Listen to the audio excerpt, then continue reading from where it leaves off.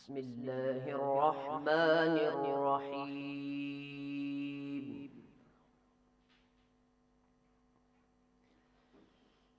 إن هذا القرآن يهدي للتي هي أقوم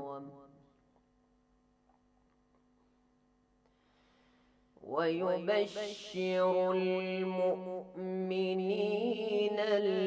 الذين يعملون الصالحات أن لهم أجرا كبيرا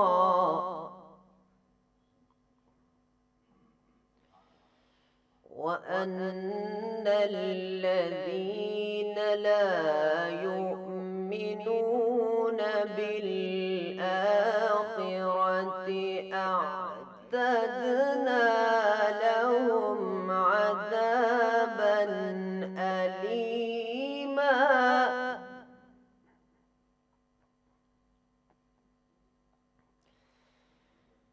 إن هذا القرآن يهدي للتي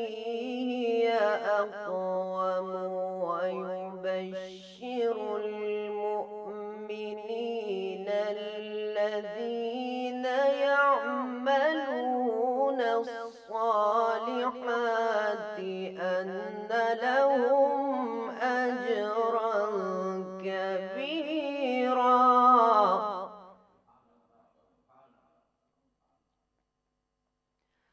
وأن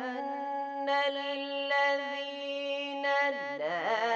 يؤمنون بالآخرة أعتدنا لهم عذابا أليما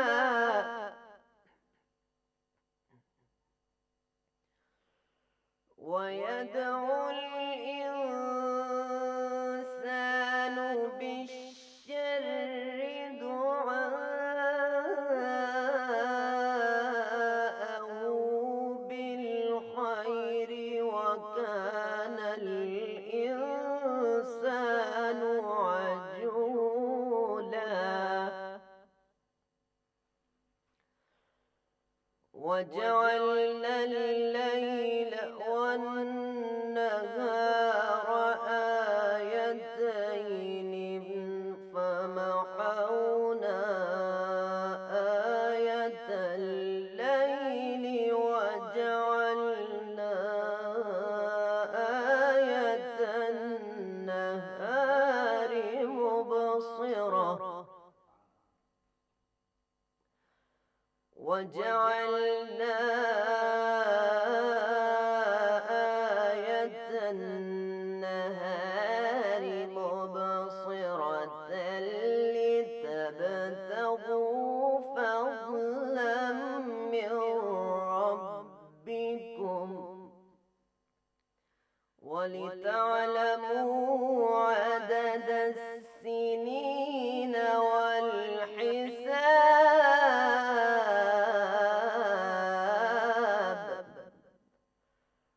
وكل شيء فصلناه تفصيلا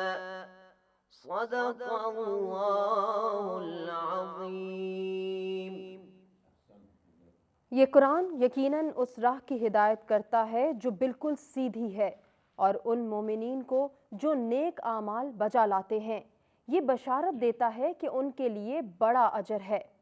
اور یہ کہ جو لوگ آخرت پر ایمان نہیں لاتے ان کے لیے ہم نے ایک دردناک عذاب تیار کر رکھا ہے اور انسان کو جس طرح خیر مانگنا چاہیے اسی انداز سے شر مانگتا ہے اور انسان بڑا جلد باز ہے اور ہم نے رات اور دن کو دو نشانیاں بنایا ہے پھر ہم نے رات کی نشانی کو ماند کر دیا اور دن کی نشانی کو روشن کر دیا تاکہ تم اپنے رب کا فضل تلاش کر سکو اور سالوں کا شمار اور حساب معلوم کر سکو، اور ہم نے ہر چیز کو پوری تفصیل سے بیان کر دیا ہے۔ جزاک اللہ، بہت شکریہ قاری نجم الثاقب صاحب، آپ نے تلاوت قرآن کریم پیش کی۔ ناظرین، مرحبا افطار ٹرانسمیشن میں آپ کو کہیں گے خوش آمدید۔ میں ہوں ہمار سلان اور میرے ساتھ موجود ہیں اظہر علی عابدی صاحب۔ عابدی صاحب، آپ کو خوش آمدید کہیں گے، ساتھ ہی ہمیں اور ہمارے ناظرین کو آج کے موضوع کے حوالے سے بہت بہت شکریہ۔ سب لوگ جانتے ہیں سالہ سال سے، اور ہم تو سب مسلمان بچپن سے ہی یہ پڑھتے ہیں، 17 ماہ مبارک رمضان یوم فرقان یعنی یوم بدر ہے۔ بدر کی جنگ ہوئی اس میں، اور مسلمانوں کو عظیم الشان فتح ہوئی، اور ایک یہ بہت تاریخی موڑ تھا اسلام کی کامیابی میں۔ اس پر گفتگو ہوگی، اور سچ ٹی وی کی جانب سے آج یوم تکریم شہداء بھی منایا جاتا ہے کہ تمام شہداء کی تکریم جو اسلام میں ہے، اور جو شہداء کردار ادا کرتے ہیں انسانی تاریخ میں، اس پر بھی روشنی ڈالیں گے۔ ہمارے ساتھ جناب مولانا مرزا حسین صابری صاحب موجود ہیں، ہمارے ملک کے آپ بہت معروف خطیب ہیں، بہترین عالم دین ہیں، اور اتحاد بین المسلمین کے حوالے سے آپ کی مساعی جلیلہ ہیں، اور ہر مکتب کے لوگ آپ کو پسند کرتے ہیں اور بلاتے ہیں۔ ہمارے ساتھ پروفیسر ڈاکٹر مستفیض علوی صاحب موجود ہیں، ہمارے ملک کی معروف یونیورسٹیز میں آپ نے پڑھایا بھی، ڈین بھی رہے، ہیڈ آف ڈپارٹمنٹ بھی رہے، اور جن شخصیات سے میں بہت عقیدت رکھتا ہوں، کبھی کبھی کہتا ہوں نا میں، تو ڈاکٹر صاحب بھی ان شخصیات میں۔ اور آپ جب بھی افطار کے بعد کا ذکر کرتی ہیں اور یہ خوشگوار الفاظ استعمال کرتی ہیں، تو میں روز ضرور کہتا ہوں کہ قبولیت دعا کا وقت ہے۔ ایک تو ابھی ہم نے جو افطار کیا اس میں رسول اللہ کی اس حدیث کے مطابق ایک ہمیں خاص فرحت ہوئی، روحانی بھی، معنوی بھی، اور مادی نعمات بھی، اور دوسری خوشی اللہ سے ملاقات کے وقت ہوگی، یہ مشہور حدیث۔ لیکن میں تقریباً روز ہی یہ کہتا ہوں کہ یہ دعا کی قبولیت کا وقت ہے۔ اپنے فلسطینی بھائیوں کو مت بھولیں۔ آج تو دن بھی ہم یوم تکریم شہداء منا رہے ہیں، جس کرب اور اذیت سے لیکن جس استقامت کے ساتھ فلسطینی اس وقت گزر رہے ہیں، اور اتنی شدید ابتلا اور آزمائش ہے کہ بچے گھاس کھانے پر مجبور ہیں۔ ہم نے ٹی وی پر دیکھا ہے، اور بچوں کے، معصوم بچوں کے بدن مٹی میں مل کر، اور معلوم نہیں ہو رہا کہ بدن کہاں سے شروع ہوتا ہے اور مٹی اور وہ جو ربل ہے وہ کہاں ختم ہوتا ہے۔ لیکن اس وقت بھی ہم نے کسی فلسطینی کی زبان سے ایک کلمہ ایسا نہیں سنا کہ یہ کیا آزمائش ہے اور ہم مارے گئے، اور ہم وہ اسلام کی خاطر، اللہ کی خاطر اس کو برداشت کر رہے ہیں۔ اللہ انہیں ان کا اجر بھی دے، اور دوسری دعا کہ ہمیں اس قابل بنائے کہ ہم ان کی مدد کر سکیں۔ جناب مولانا مرزا حسین صابری صاحب، جناب پروفیسر ڈاکٹر مستفیض علوی صاحب، ہم نے وقفے سے قبل بدر کی اہمیت اور مسلمانوں کی شجاعت، ثمرات پر بات کی، اور وہ گفتگو بھی ابھی چلے گی، ہمارے پاس بہت وقت ہے۔ یوم تکریم شہداء، سچ ٹی وی کی مینجمنٹ نے کہا کہ بدر کے اس دن کو شہداء کی تکریم کا دن بھی منایا جائے، اور وہ شہداء اس وقت جو بدر سے شروع ہوئے اور اب تک ہماری سرحدوں پہ ابھی بھی دہشت گرد حملہ کرتے ہیں، اور ہمارے فوج کے وہ جوان جو اپنی جان ہتھیلی پر رکھ کر اس مقدس سرزمین کا دفاع کر رہے ہیں، ان کو بھی شامل کر کے شہداء کا مقام بھی بتائیے اور انہیں خراج تحسین بھی پیش کیجیے۔ بسم اللہ الرحمن الرحیم۔ شہداء کا مقام اللہ تعالیٰ نے قرآن مجید میں جس انداز میں بتایا ہے، بشر کی استطاعت میں نہیں ہے، بس کی بات نہیں ہے کہ اس انداز میں اللہ تعالیٰ جس انداز میں، اگرچہ اس عالم برزخ میں جانے کے بعد ہر ایک قید حیات میں ہے، زندہ ہے، لیکن شہداء کو خصوصی ایک حیات کی نوید اللہ تعالیٰ نے قرآن مجید میں دی کہ انہیں مردہ نہ کہو، بلکہ لا تحسبن، سوچو بھی نہیں کہ شہداء وہاں مردہ ہیں۔ اور سورہ آل عمران میں ایک اور جگہ شہداء کی تعریف کرتے ہوئے اللہ تعالیٰ نے فرمایا کہ وَيَسْتَبْشِرُونَ بِالَّذِينَ لَمْ يَلْحَقُوا بِهِمْ، اس عالم میں بھی، اس عالم میں جن کے ہاتھ میں شہداء، ہمارے مفسر استاد کہتے تھے کہ اللہ تعالیٰ سے یہی پوچھتے ہیں پروردگار، جن کے ہاتھ میں ہم نے بیداری کا پرچم دیا تھا ان کا کیا حال ہے؟ وہاں بھی یہاں کے خیال میں ہے،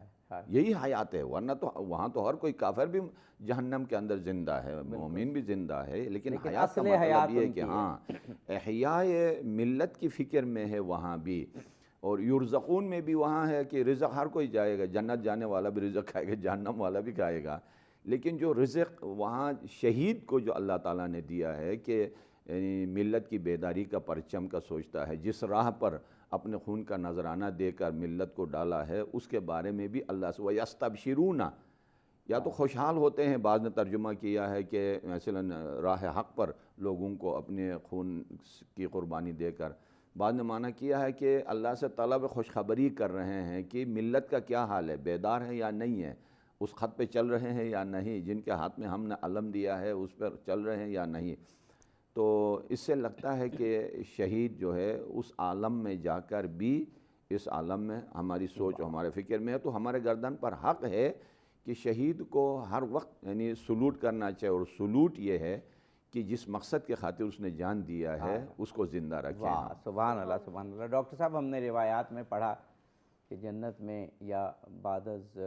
موت کسی سے بھی پوچھا جائے گا، خاص طور پہ جنت میں، کہ دنیا میں واپس جانا چاہتے ہو، تو کوئی بھی ظاہر ہے جنت کی نعمتیں سامنے ہیں، لیکن واحد جو جواب دے گا وہ شہید دے گا کہ نہیں، مجھے واپس دنیا میں بھیج دیں کہ میں پھر ایک مرتبہ شہید ہوں۔ تو یہ جو لذت شہادت کے وقت بھی ہے اور پھر بعد میں تو ہے ہی۔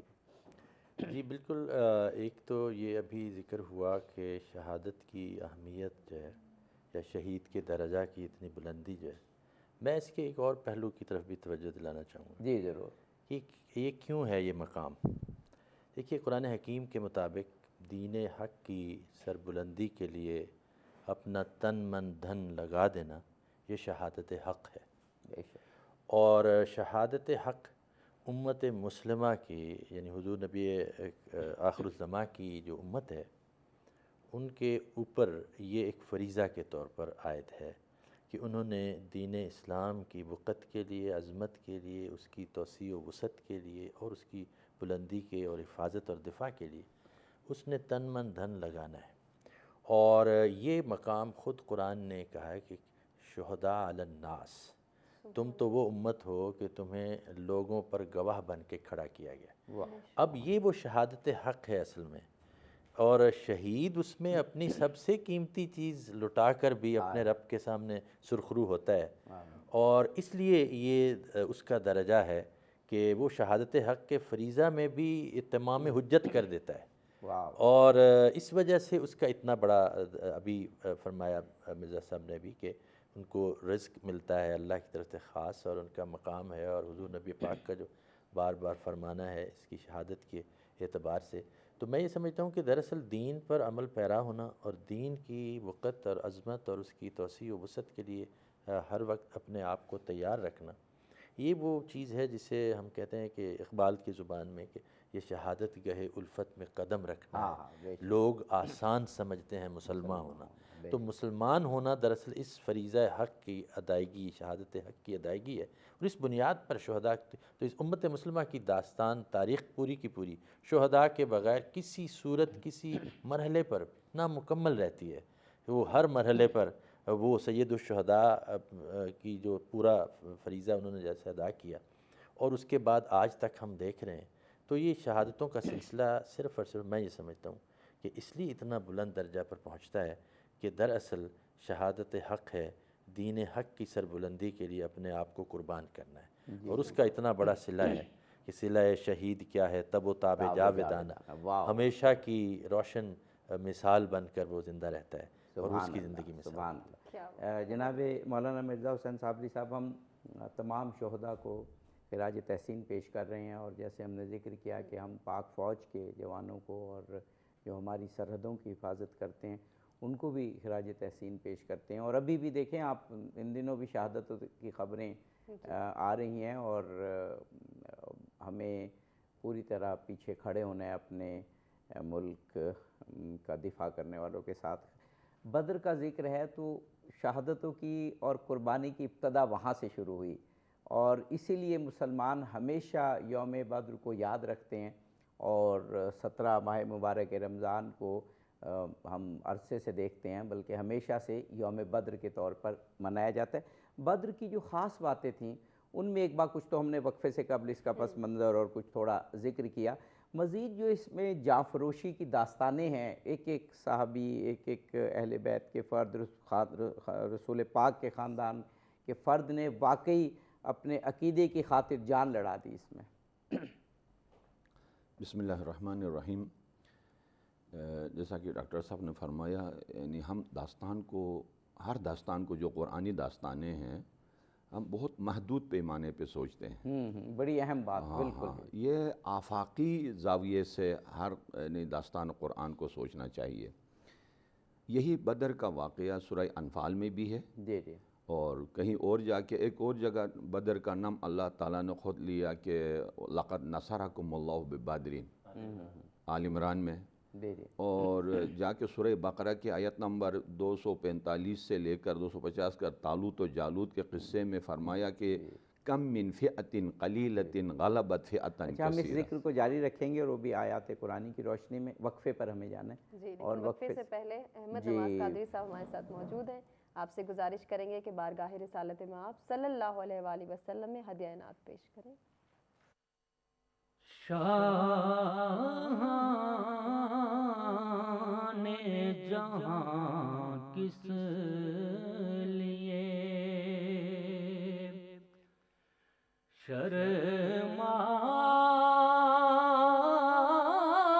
شرمائی ہوں میں، کیا بزم میں طیبہ کے گدا آئی ہوں میں،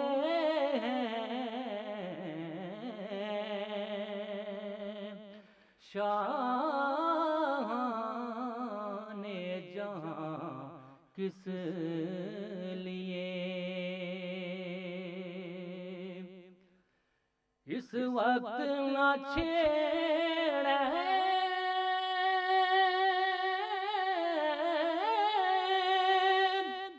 کشش لذت دنیا، اس وقت میرے دل کو وہ یاد آئے ہوئے، اس وقت میرے دل کو وہ یاد آئے ہوئے ہیں، شان جہاں کس لیے جنت کی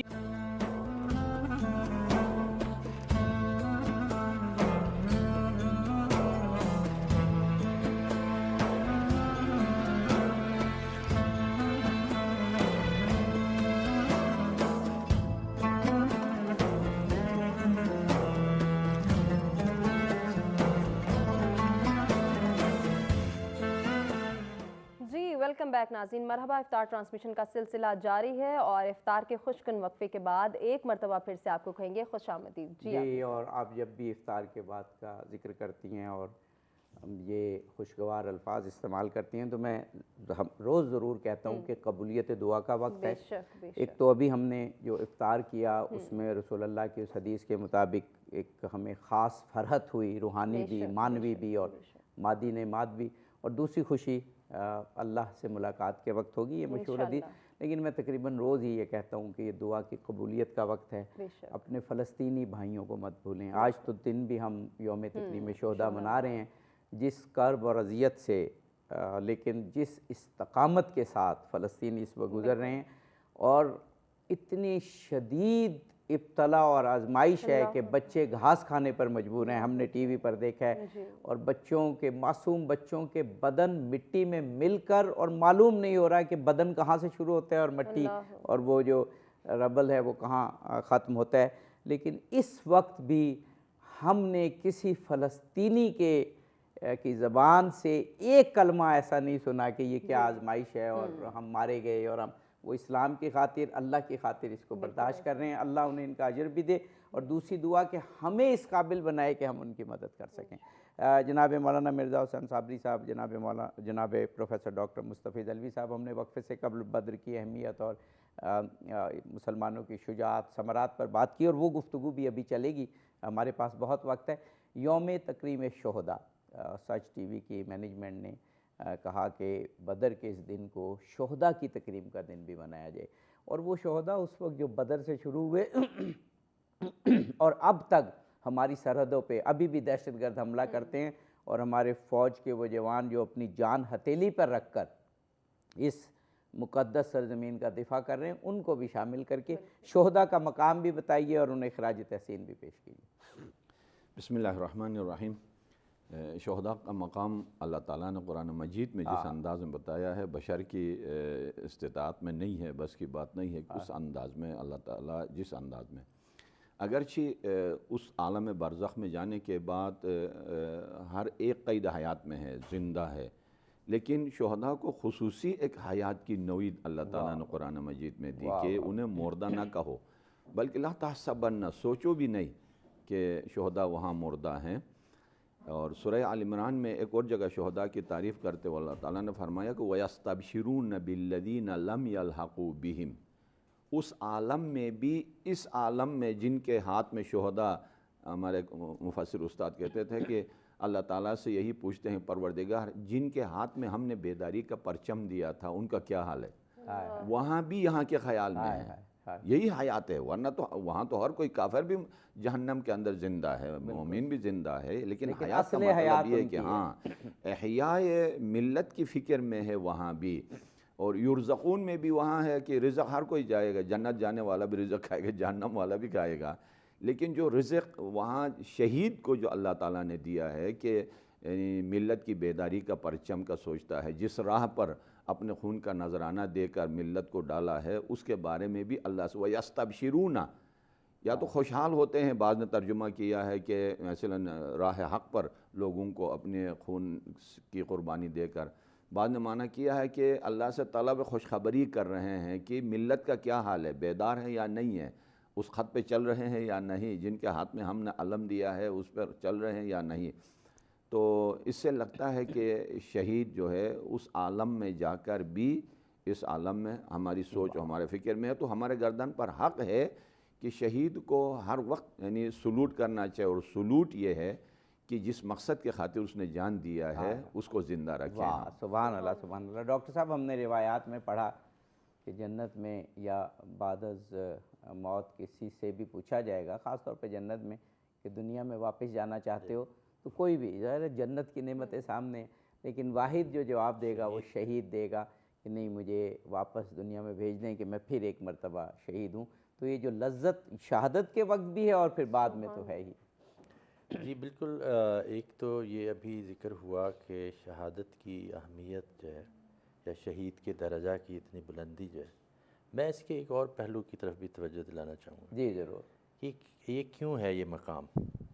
دیکھیے، قرآن حکیم کے مطابق دین حق کی سربلندی کے لیے اپنا تن من دھن لگا دینا یہ شہادت حق ہے، بے شک۔ اور شہادت حق امت مسلمہ کی، یعنی حضور نبی آخر الزماں کی جو امت ہے، ان کے اوپر یہ ایک فریضہ کے طور پر عائد ہے کہ انہوں نے دین اسلام کی وقت کے لیے، عظمت کے لیے، اس کی توسیع و وسعت کے لیے، اور اس کی بلندی کے اور حفاظت اور دفاع کے لیے اس نے تن من دھن لگانا ہے۔ اور یہ مقام خود قرآن نے کہا ہے کہ شہداء علی الناس، تم تو وہ امت ہو کہ تمہیں لوگوں پر گواہ بن کے کھڑا کیا گیا۔ اب یہ وہ شہادت حق ہے اصل میں، اور شہید اس میں اپنی سب سے قیمتی چیز لٹا کر بھی اپنے رب کے سامنے سرخرو ہوتا ہے، اور اس لیے یہ اس کا درجہ ہے کہ وہ شہادت حق کے فریضہ میں بھی اتمام حجت کر دیتا ہے، اور اس وجہ سے اس کا اتنا بڑا، ابھی فرمایا مرزا صاحب نے بھی کہ ان کو رزق ملتا ہے اللہ کی طرف سے خاص، اور ان کا مقام ہے، اور حضور نبی پاک کا جو بار بار فرمانا ہے اس کی شہادت کے اعتبار سے، تو میں یہ سمجھتا ہوں کہ دراصل دین پر عمل پیرا ہونا اور دین کی وقت اور عظمت اور اس کی توسیع و وسعت کے لیے ہر وقت اپنے آپ کو تیار رکھنا، یہ وہ چیز ہے جسے ہم کہتے ہیں کہ اقبال کی زبان میں کہ یہ شہادت گہے الفت میں قدم رکھنا ہے۔ لوگ آسان سمجھتے ہیں مسلمان ہونا، تو مسلمان ہونا دراصل اس فریضہ حق کی ادائیگی، شہادت حق کی ادائیگی ہے، اور اس بنیاد پر شہداء، تو اس امت مسلمہ کی داستان، تاریخ پوری کی پوری شہداء کے بغیر کسی صورت، کسی مرحلے پر نامکمل رہتی ہے۔ وہ ہر مرحلے پر وہ سید الشہداء کی جو پورا فریضہ انہوں نے جیسے ادا کیا، اور اس کے بعد آج تک ہم دیکھ رہے ہیں، تو یہ شہادتوں کا سلسلہ صرف اور صرف میں یہ سمجھتا ہوں کہ اس لیے اتنا بلند درجہ پر پہنچتا ہے کہ دراصل شہادت حق ہے دین حق کی سربلندی کے لیے اپنے آپ کو قربان کرنا ہے، اور اس کا اتنا بڑا صلہ ہے کہ صلہ شہید کیا ہے تب و تاب جاودانہ، ہمیشہ کی روشن مثال بن کر وہ زندہ رہتا ہے، اور اس کی زندگی میں سبحان اللہ۔ جناب مولانا مرزا حسین صابری صاحب، ہم تمام شہداء کو خراج تحسین پیش کر رہے ہیں، اور جیسے ہم نے ذکر کیا کہ ہم پاک فوج کے جوانوں کو اور جو ہماری سرحدوں کی حفاظت کرتے ہیں ان کو بھی خراج تحسین پیش کرتے ہیں، اور ابھی بھی دیکھیں آپ ان دنوں بھی شہادتوں کی خبریں آ رہی ہیں، اور ہمیں پوری طرح پیچھے کھڑے ہونا ہے اپنے ملک کا دفاع کرنے والوں کے ساتھ۔ بدر کا ذکر ہے تو شہادتوں کی اور قربانی کی ابتدا وہاں سے شروع ہوئی، اور اسی لیے مسلمان ہمیشہ یوم بدر کو یاد رکھتے ہیں، اور 17 ماہ مبارک رمضان کو ہم عرصے سے دیکھتے ہیں، بلکہ ہمیشہ سے یوم بدر کے طور پر منایا جاتا ہے۔ بدر کی جو خاص باتیں تھیں ان میں ایک بار کچھ تو ہم نے وقفے سے قبل اس کا پس منظر اور کچھ تھوڑا ذکر کیا، مزید جو اس میں جانفروشی کی داستانیں ہیں، ایک ایک صحابی، ایک ایک اہل بیت کے فرد، رسول پاک کے خاندان کے فرد نے واقعی اپنے عقیدے کی خاطر جان لڑا دی اس میں۔ بسم اللہ الرحمن الرحیم۔ جیسا کہ ڈاکٹر صاحب نے فرمایا، یعنی ہم داستان کو، ہر داستان کو جو قرآنی داستانیں ہیں، ہم بہت محدود پیمانے پہ سوچتے ہیں۔ بڑی اہم بات، بالکل یہ آفاقی زاویے سے ہر داستان قرآن کو سوچنا چاہیے۔ یہی بدر کا واقعہ سورہ انفال میں بھی ہے، جی جی، اور کہیں اور جا کے ایک اور جگہ بدر کا نام اللہ تعالیٰ نے خود لیا کہ لَقَدْ نَصَرَكُمُ اللَّهُ بِبَدْرٍ، آل عمران میں، اور جا کے سورہ بقرہ کی آیت نمبر 245 سے لے کر 250 کا طالوت و جالوت کے قصے میں فرمایا کہ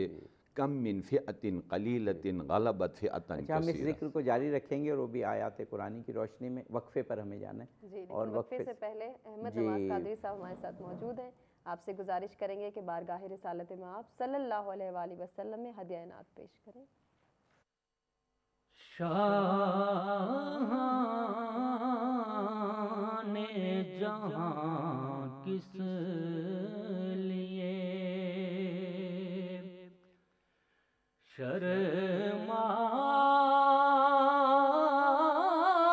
شرمائی ہوں میں، کیا بزم میں طیبہ کے گدا آئی ہوں میں،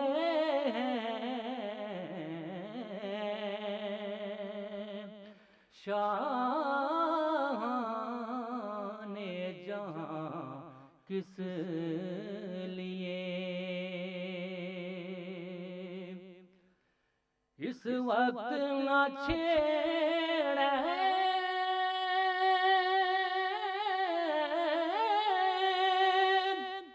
کشش لذت دنیا، اس وقت میرے دل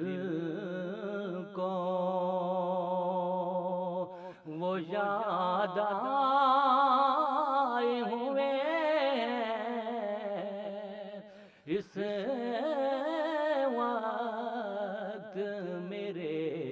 دل کو وہ یاد آئے ہوئے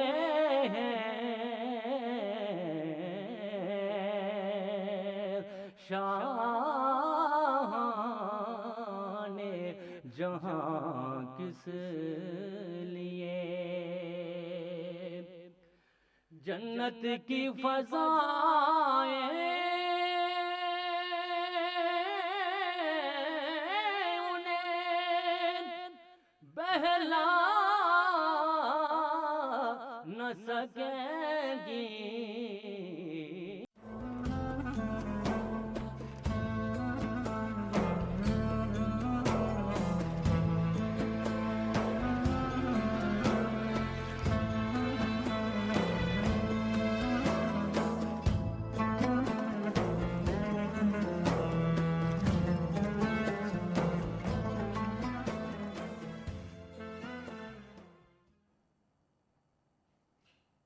جی ناظرین، مرحبا افطار ٹرانسمیشن میں وقفے کے بعد ایک مرتبہ پھر سے آپ کو کہیں گے خوش آمدید۔ جی عاطف صاحب۔ جی، وقفے سے قبل مولانا مرزا حسین صابری صاحب سے میں نے یہ سوال کیا تھا کہ بدر کا ایک خاص مقام اور ایک خاص جو عظمت ہے اسلامی تاریخ میں، وہ یہ ہے کہ یہ بدر وہ موقع تھا کہ جس نے اسلام میں جاں فروشی کی روح پھونکی مسلمانوں میں، اور وہ پھر تا قیامت جاری رہے گی، ابھی بھی جاری ہے۔ تو اس پوائنٹ آف ویو سے میں بات آپ سے پوچھنا چاہتا ہوں۔ چونکہ ایک وسیع اکیڈمی ہے بدر، یعنی ایک یونیورسٹی ہونی چاہیے، چونکہ ایک الہی انتظام کے ساتھ یہ جنگ مسلمانوں نے جیتی ہے۔ قرآن میں جا بجا اس کا تذکرہ ہے، اور ہمارے پاس جتنی بھی ہم تفصیل سے بات کریں اس کا ہم حق ادا نہیں کر سکتے ہیں، کہ جیسا کہ ڈاکٹر صاحب نے شعر سے شروع کیا تو میں بھی عرض کروں کہ شہداء کے دم سے، ہاں اس کی برکات کی بات کر رہا ہوں، قیامت تک جو آپ نے فرمایا شعر میں، شہداء کے دم سے شوق شہادت ملا ہمیں، واہ بے شک، راز حیات رمز عبادت ملا ہمیں۔ واہ بے شک۔ یہ جو آج محاذ پہ لڑ رہے ہیں ہمارے سپاہی، اپنے قیمتی جان ہتھیلی پہ رکھ کر،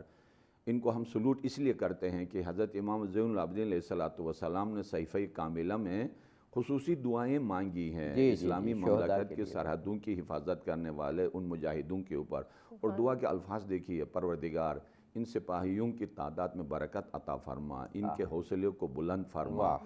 پروردگار ان کے ہر سانس میں ہر سوچ میں برکت عطا فرما، ان کو فتح مندی دے، ان کے قدموں میں ثبات عطا فرما، ان کے دشمن کو ناکام فرما، دشمن کے تعداد کو کم فرما۔ تو یہ بھی ہے، اور مختلف دعاؤں میں بھی سپاہوں کی، تو یہ قیامت تک کے لیے ایک پیغام ہے اللہ تعالیٰ نے دیا ہے، اور وہ پیغام جو گولڈن سیاہی سے لکھنے والی آیت ہے، وہ اگر ساری آیتیں گولڈن ہیں، کم من فئۃ قلیلۃ غلبت فئۃ کثیرہ، گروہ محدود گروہ اللہ کے اذن سے اگر اللہ پہ توکل کرے تو بہت سارے لشکروں پر غالب آ سکتی ہے۔ یہ آئین ہے، ورنہ قرآن داستان کی کتاب نہیں ہے، ہسٹری کی کتاب نہیں ہے۔ ہمیں بریک لینا ہے، بریک کے بعد انشاءاللہ اس کو جاری رکھیں گے۔ جی ناظرین، بریک کے بعد حاضر ہوتے ہیں، کنٹینیو کرتے ہیں۔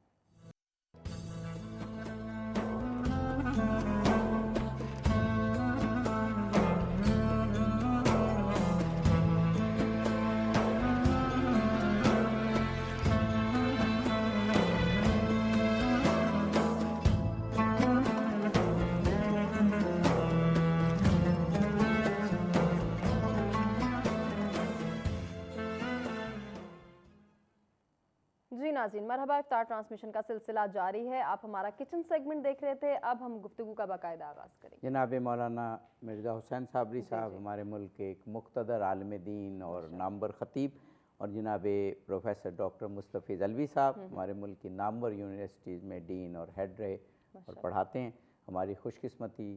دونوں شخصیات ہمارے ساتھ موجود۔ جناب مولانا مرزا حسین صابری صاحب، یوم بدر جسے یوم بدر بھی کہا گیا، قرآن میں یوم فرقان بھی کہا گیا، حق و باطل کے درمیان گویا ایک تمیز ہو گئی، یہ اس تاریخ اسلامی کے حوالے سے بلکہ تعلیمات اسلامی کے حوالے سے بھی بہت اہم دن اور بہت اہم جنگ ہے کہ اسلام کو پہلی مرتبہ وہ جو لوگ مظلوم کر دیے گئے تھے، محکوم کر دیے گئے تھے، مکہ میں کیا تشدد نہیں تھا جو ان پہ ہوا، اور پھر وہ کمزور ہو کے انہوں نے ہجرت کی، لیکن اب اس قوت کا آغاز ہو رہا ہے جو اسلام کے عقیدے کی قوت بھی ہے، اسلام کی عمل کی قوت بھی ہے، اور ایک عظیم الشان مظاہرہ بھی ہے اسلام کی طاقت کا۔ بسم اللہ الرحمن الرحیم۔ اللہ تعالیٰ اپنے بندوں پر جب اپنی رحمت اور نعمت اور نصرت کے دروازے کھولنا چاہتا ہے تو اسی طریقے سے کر لیتا ہے کہ ایسے راستوں سے، ایسے ذرائع سے کہ جہاں انسان نے سوچا بھی نہیں ہو۔ وَمَن يَتَّقِ اللَّهَ يَجْعَلْ لَهُ مَخْرَجًا وَيَرْزُقْهُ مِنْ حَيْثُ لَا يَحْتَسِبُ۔ اگرچہ یعنی داستان جنگ بدر کو تاریخی حیثیت سے زیادہ تر مسلمان اس کا ذکر کر لیتے ہیں، لیکن قرآن مجید داستان کی کتاب نہیں ہے، صرف تاریخ کی کتاب نہیں ہے، ورنہ قصہ حضرت آدم سے لے کر خاتم تک کے سارے قصے ہماری زندگی سے اس داستان کا کیا ریلیٹ ہوتا ہے، یہ بتانا اللہ تعالیٰ چاہتا ہے کہ جو عزت سے سرفراز ہوا اس کی وجوہات کیا ہیں، جو ذلیل و خوار و زوال پذیر ہو گیا ان کے وجوہات کیا ہیں، آئندہ کے لیے ایک راہ گشا اصول اللہ تعالیٰ بتانا چاہتا ہے۔ تو جنگ بدر میں بھی اسی طرح کہ مسلمان ظلم کی چکی میں پسے ہوئے تھے کہ اور اس کے بعد پھر مکی زندگی کو چھوڑ کر جب مدینہ آئے تو سارا کچھ چھوڑ کے آئے، اللہ کی راہ میں چھوڑ کے آ گئے۔ اللہ تعالیٰ نے اس کا جبران کرنا چاہا، اور ادھر یعنی جس حالت میں زندگی گزار رہے تھے یعنی مہاجر اور انصار،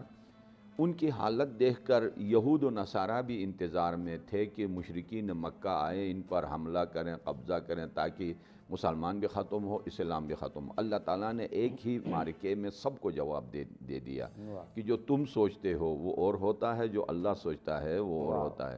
کہ مختلف آیات میں بھی اور دعاؤں میں بھی یہ کلمات موجود ہیں۔ تو سورہ انفال کی شروع کی جو 5-6 آیتیں ہیں وہ خوبصورت قرآنی زندگی کا خد و خال بیان کیا گیا ہے۔ اس کے بعد پھر یہ واقعہ جنگ بدر کا شروع ہوتا ہے، جو یہ بتانا چاہتا ہے کہ 2 لشکر کا آمنا سامنا ہے مسلمانوں کو۔ ایک ابو سفیان کا لشکر ہے جو مال تجارت لے کر شام سے مکے کی طرف جا رہا ہے، اور ایک ابو جہل کا لشکر ہے اور مسلح ہے، ذات شوکہ کانٹوں کو کہتے ہیں، یہاں اشارہ کنایہ ہے، یعنی نوک نیزہ، تیر، تلوار، تفانگ وغیرہ یہ ساری چیزیں۔ یقیناً یعنی آج کے دور میں بھی اگر ہم سے پوچھا جائے کہ دونوں لشکروں میں سے کس کا سامنا کرنا چاہو گے، تو یقیناً جہاں مال و متاع ہے وہاں یعنی ان کی طرف جائیں گے، نہیں کہ جہاں جان بھی دینا پڑے اور جہاں انسان اپنے جان کو بھی کھو دے۔ لیکن اللہ تعالیٰ بعد والی آیت میں فوراً چاہتا ہے کہ اللہ حق کو بالا کرنا چاہتا ہے اور باطل کو سرے سے ختم کرنا چاہتا ہے۔ کچھ چونکہ مورخین نے لکھا ہے آیات کے صریح الفاظ بھی ہیں، کچھ اصحاب کرام جو ہے اس رائے میں نہیں تھے کہ یا رسول اللہ یہ یعنی کیسے ہم ان کے ساتھ لڑ سکتے ہیں، نہتے بھی ہیں، کم بھی ہیں اور تجربہ بھی، لیکن گئے پیغمبر اسلام، چونکہ یہاں بات عبادت کی کم اطاعت کی زیادہ ہے۔ واہ واہ، خلاصہ یعنی سب سے آسان ترین چیز انسان کے لیے عبادت ہے اور سب سے مشکل ترین چیز اطاعت ہے، بے شک، کہ اگر اطاعت کرو گے تو عزت بھی یعنی اور فتح و نصرت بھی۔ تو اطاعت کر کے سارے حاضر ہو گئے۔ وہاں جا کے حالات کے پیش نظر جب دیکھا کہ جنگ تو ہونا ہی ہے، یقینی ہے، اور کچھ ایسے حالات میں بھی تھے مسلمان کے وہاں مثلا ایسی مٹی ہے، ریت ہیں، پاؤں دس رہے ہیں اور ثبات قدم بھی مشکل ہے، تو کچھ معنوی انعامات سے اللہ نے نوازا اور کچھ مادی اور ظاہری انعامات سے نوازا، اور وہ سارے کے سارے پیغمبر اسلام کی ان نیک بابرکت دعاؤں سے کہ ہاتھ اٹھا کے اتنی گڑ گڑا کے دعا کی کہ ابا مبارک بھی گر گئی، اور مورخین نے لکھا حضرت ابوبکر نے جا کے ابا بھی اٹھا کے دوش مبارک پہ رکھ دی، اور ان دعاؤں کی قبولیت کے آثار جو ظاہر ہوئے ابھی انشاءاللہ آپ کی اجازت ہو تو بیان کریں گے۔ بالکل بالکل جناب پروفیسر ڈاکٹر مستفیض علوی صاحب، معرکہ بدر کی جو اہمیت تاریخ اسلام میں اور تاریخ انسانی میں ہے کہ قرآن نے اس واقعے کو بہت تفصیل سے بیان کیا، اور جیسے مولانا قبلہ نے بڑا درست فرمایا کہ یہ واقعات قرآن میں لکھے اس لیے ہیں کہ تا قیام قیامت ہم ان سے روشنی حاصل کریں۔ تو جنگ بدر کا یہ پورا معرکہ جیسے قرآن میں ذکر ہوا، ہمارے لیے کیا اسباق اس میں مضمر ہیں اور کیا اہمیت اس کو حاصل ہے؟ جی، ابھی اہمیت کی بات بڑے خوبصورت انداز سے ہوئی ہے، تھوڑا سا اگر اس کے پس منظر کو بھی یہاں ضرور ڈسکس کریں، کیونکہ اس کے بغیر تو بات واضح نہیں ہوتی۔ جی دیکھیے کہ بدر کا ویسے تو ایک دلچسپ حقیقت چھوٹی سی یہ بھی ہے کہ اتفاق سے یہ واقعہ مارچ میں ہی ہوا، اچھا، اور اس رمضان دفعہ مارچ میں جی۔ اس وقت اتصال تھا، اور آج بھی آج کل کے دور میں تو یہ اشرہ 13 ہے، مارچ کو یہ اسی واہ اشرے میں بہت اچھا بدر کا خوبصورت واقعہ اشارہ کیا آپ دونوں۔ دوسری چیز اس کو دیکھنے کی بات یہ ہے اس کا کہ مطلب ان دنوں بھی مارچ میں رمضان رمضان تھا تھے، اور 624 میں۔ جی جی، تو نزول قرآن کے آغاز یا اعلان نبوت کے ٹھیک 15 سال بعد یہ واقعہ ہوا ہے۔ صحیح۔ اور اس واقعے سے قبل کے جو معاملات ہیں، مکی زندگی کا حضور نبی پاک کا عہد ہے اور مسلمان ہیں، ابھی آپ نے ذکر کیا کہ وہ کم تعداد بھی ہے اور ان کے حالات جو ہیں ان کے قابو میں بھی نہیں ہیں، مگر اس میں جو مکی عہد میں جو تیاری ہو رہی تھی نا، وہ اصحاب بدر پیدا کرنے کے لیے تھی۔ واہ واہ واہ واہ، اور وہ خون 100,000 انجم سے ہوتی ہے سحر پیدا۔ واہ واہ، تو وہ ایک تربیت کے مراحل سے اللہ کے پیارے رسول صلی اللہ علیہ وسلم نے ان ہستیوں کو گزارا تھا۔ اور دوسرا اس کا پہلو یہ بھی ہے کہ ایک میں سمجھتا ہوں کہ بدر سورج اور طلوع ہے، اور اس اعتبار سے وہ 15 سال سے جس سورج کو طلوع ہونے کو روکا گیا تھا اور آگے سائے پھیلانے کی کوشش کی جا رہی تھی، اللہ کی طرف سے یہ فیصلہ تھا کہ اس کو عیاں ہو کے رہنا ہے اور اس کو طلوع ہونا ہے۔ اور تیسرا پہلو میں یہ عرض کرتا ہوں کہ اللہ کے پیارے رسول صلی اللہ علیہ وسلم کا ہجرت کے یہ دوسرے سال یہ واقعہ ہے، اور قرآن نے جب فرقان اس کو کہا تو اس نے حق و باطل میں اس اتنی نمایاں طریقے سے اعلان فرما دیا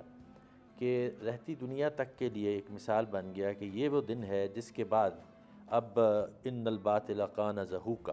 وہ مٹنے کے لیے تھا اور بادل مٹا، اور ائمۃ الکفر کو وہاں تہہ تیغ کر کے تو ان کے اوپر ایک عذاب اور ان کے اوپر ایک سزا مسلط بھی کر دی گئی، بے شک، اور مسلمانوں کو خوشخبری دے دی گئی فتح کے ساتھ۔ اور پھر اس کا ایک پہلو یہ بھی ہے کہ بہت سارے احکام جو ثابت ہوئے ہجرت کے بعد اور اس کے اوپر عمل پیرا ہونا شروع ہوا، اس کا ایک پس منظر جس کو میں ضروری سمجھتا ہوں کہ دیکھیں رسول کریم صلی اللہ علیہ وسلم نے اسلامی نظریہ حیات کی جو تربیت اس پر افراد کی تھی، صحابہ کرام کی، اور وہ مہاجرین اور پھر آگے انصار، تو یہ اس کے ساتھ دیکھنے کی بات یہ ہے کہ وہ کون سے 3 بڑے کام میں یہ سمجھتا ہوں کہ اللہ کے پیارے رسول صلی اللہ علیہ وسلم نے ہجرت کے ساتھ ہی کیے۔ ایک تو امت مسلمہ کی تشکیل نو یا تشکیل ہو رہی تھی۔ بالکل صحیح۔ اب دیکھ لیجئے کہ جو میثاق مدینہ کا پہلا حصہ ہے جی جی، وہ یہی بتاتا ہے کہ حضور نبی کریم کا مقام امت کے لیے، مسلمانوں کے لیے، اہل ایمان کے لیے کیا ہے۔ بے شک، تو امت مسلمہ کی تشکیل اس مرحلے پر ہو رہی ہے۔ بالکل درست، دوسرا جو ایک ریاست، ایک مملکت، ایک سلطنت، اس کا قیام ہو، اس کا قیام ہو رہا ہے، اس لیے کہ اس سے پہلے وہ آیات گزری ہیں سورہ بنی اسرائیل کی جس میں کہا گیا ہے اللہ کے پیارے رسول سے کہ آپ دعا کیجئے، وَقُلْ رَبِّ أَدْخِلْنِي مُدْخَلَ صِدْقٍ وَأَخْرِجْنِي مُخْرَجَ صِدْقٍ وَاجْعَلْ لِي مِن لَّدُنْكَ سُلْطَانًا نَصِيرًا۔ تو جہاں سے مجھے نکال صدق کے ساتھ نکال، اور جہاں داخل کر صدق کے ساتھ کر، اور میری مدد کے لیے ایک سلطنت، سلطان نصیرہ، تو وہ سلطنت بھی، وہ ریاست بھی وہ قائم ہوئی۔ تو یہ دوسرا بڑا وہ مرحلہ تھا۔ اور اب تیسرا مرحلہ یہ تھا کہ اللہ کے پیارے رسول صلی اللہ علیہ وسلم کو ایک نئی تہذیب کا آغاز کرنا تھا، واہ واہ اور وہ تہذیب نے پھر انسانیت پوری کے لیے مثال بننا تھا۔ واہ، اور یہ جو اس تہذیب اسلامی کا آغاز و ارتقاء اور اس تشکیل، امت مسلمہ کی تشکیل، اور پھر ریاست اسلامی اور مدینۃ النبی کا وہ آغاز، لیکن وہ اس قدر فاتحانہ انداز سے ہو رہا ہے کہ ہم بالعموم اس چیز کو یوں بیان کرتے ہیں نا کہ حضور نبی کریم صلی اللہ علیہ وسلم مجبور کر دیے گئے کہ وہ ہجرت فرمائیں۔ میں اس سے قرآن حکیم کے بیان سے یہ معلوم کرتا ہوں کہ ایسا نہیں ہے، یہ ایک منصوبہ کا حصہ تھا، نبوی حکمت کا تقاضا تھا، اور اللہ کے نظام کا ایک باقاعدہ پرتو تھا کہ حضور نبی کریم وہاں سے ہجرت فرما کر وہ جو پیچھے وَہْجُرْهُمْ حَجْرًا جَمِيلًا آیا تھا اس کی یہ تعبیر ہو رہی تھی۔ اور آپ کو مدینہ منورہ میں جب قبول کیا جا رہا تھا، جب انتظار تھا آپ کو خوش آمدید کہا جا رہا تھا، تو وہ بنو نجار کی چھوٹی ننھی بچیاں بھی جانتی تھیں جو آپ کے خاندان ننیال کی تھیں کہ آپ حضور نبی کریم صلی اللہ علیہ وسلم ایک اہم انسانی رہنما کے طور پر آ رہے ہیں، آپ مہاجر کے طور پر یہاں نہیں آ رہے۔ He was received as honoured chief, ایک معزز سربراہ ادارہ اور سربراہ مملکت کے طور پہ آ رہے تھے۔ لہٰذا اس شان کے بعد، دستور مدینہ کے طے پانے کے بعد، یہ حق کا اعلان یوں فاتحانہ انداز میں اللہ کی طرف سے ہوا کہ ایک طرف 313 اور ایک طرف 1000 اور ایک طرف مال و دولت کی کثرت اور دنیا کی ساری چیزیں، یہ جو بے سر و سامانی تھی ایک طرف ایمان اور کی دولت، لیکن ایمان تھا اور دوسری طرف کفر تھا، اس پر گفتگو انشاءاللہ ہم وقفے کے بعد کریں گے۔ جی، لیکن اور بریک پہ جانے سے پہلے احمد نواز قادری صاحب ہمارے ساتھ موجود ہیں، آپ سے گزارش کریں گے نعت رسول مقبول صلی اللہ علیہ وآلہ وسلم پیش کریں۔ غلام حشر میں جب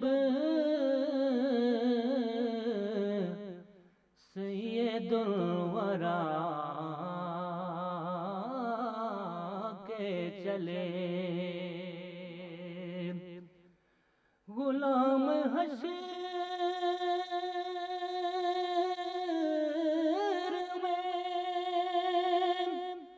جب سید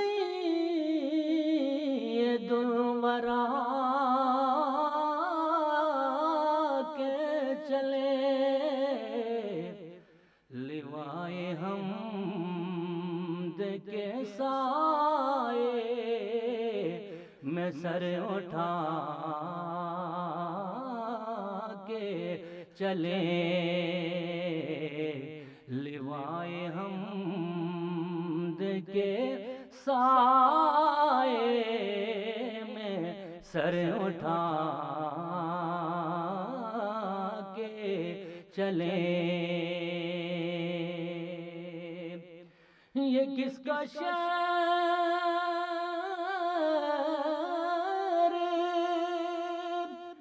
قریب آ رہا ہے دیکھو تو، یہ کس کا شہر قریب آ رہا ہے دیکھو تو، درود پڑھتے ہوئے قافلے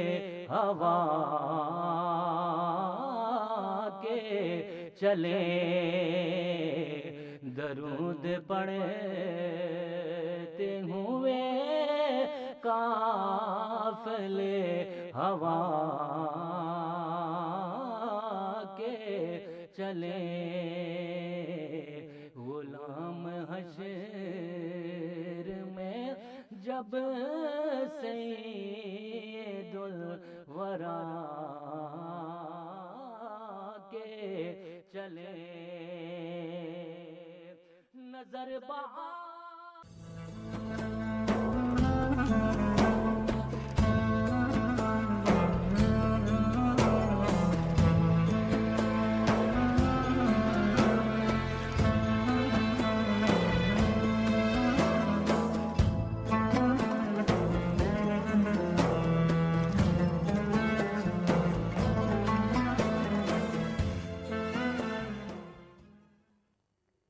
جی ناظرین، مرحبا افطار ٹرانسمیشن میں ایک مرتبہ پھر سے آپ کو کہیں گے خوش آمدید۔ عابد صاحب، ہم گفتگو کے سلسلے کو جی بالکل، مولانا مرزا حسین صابری صاحب اور پروفیسر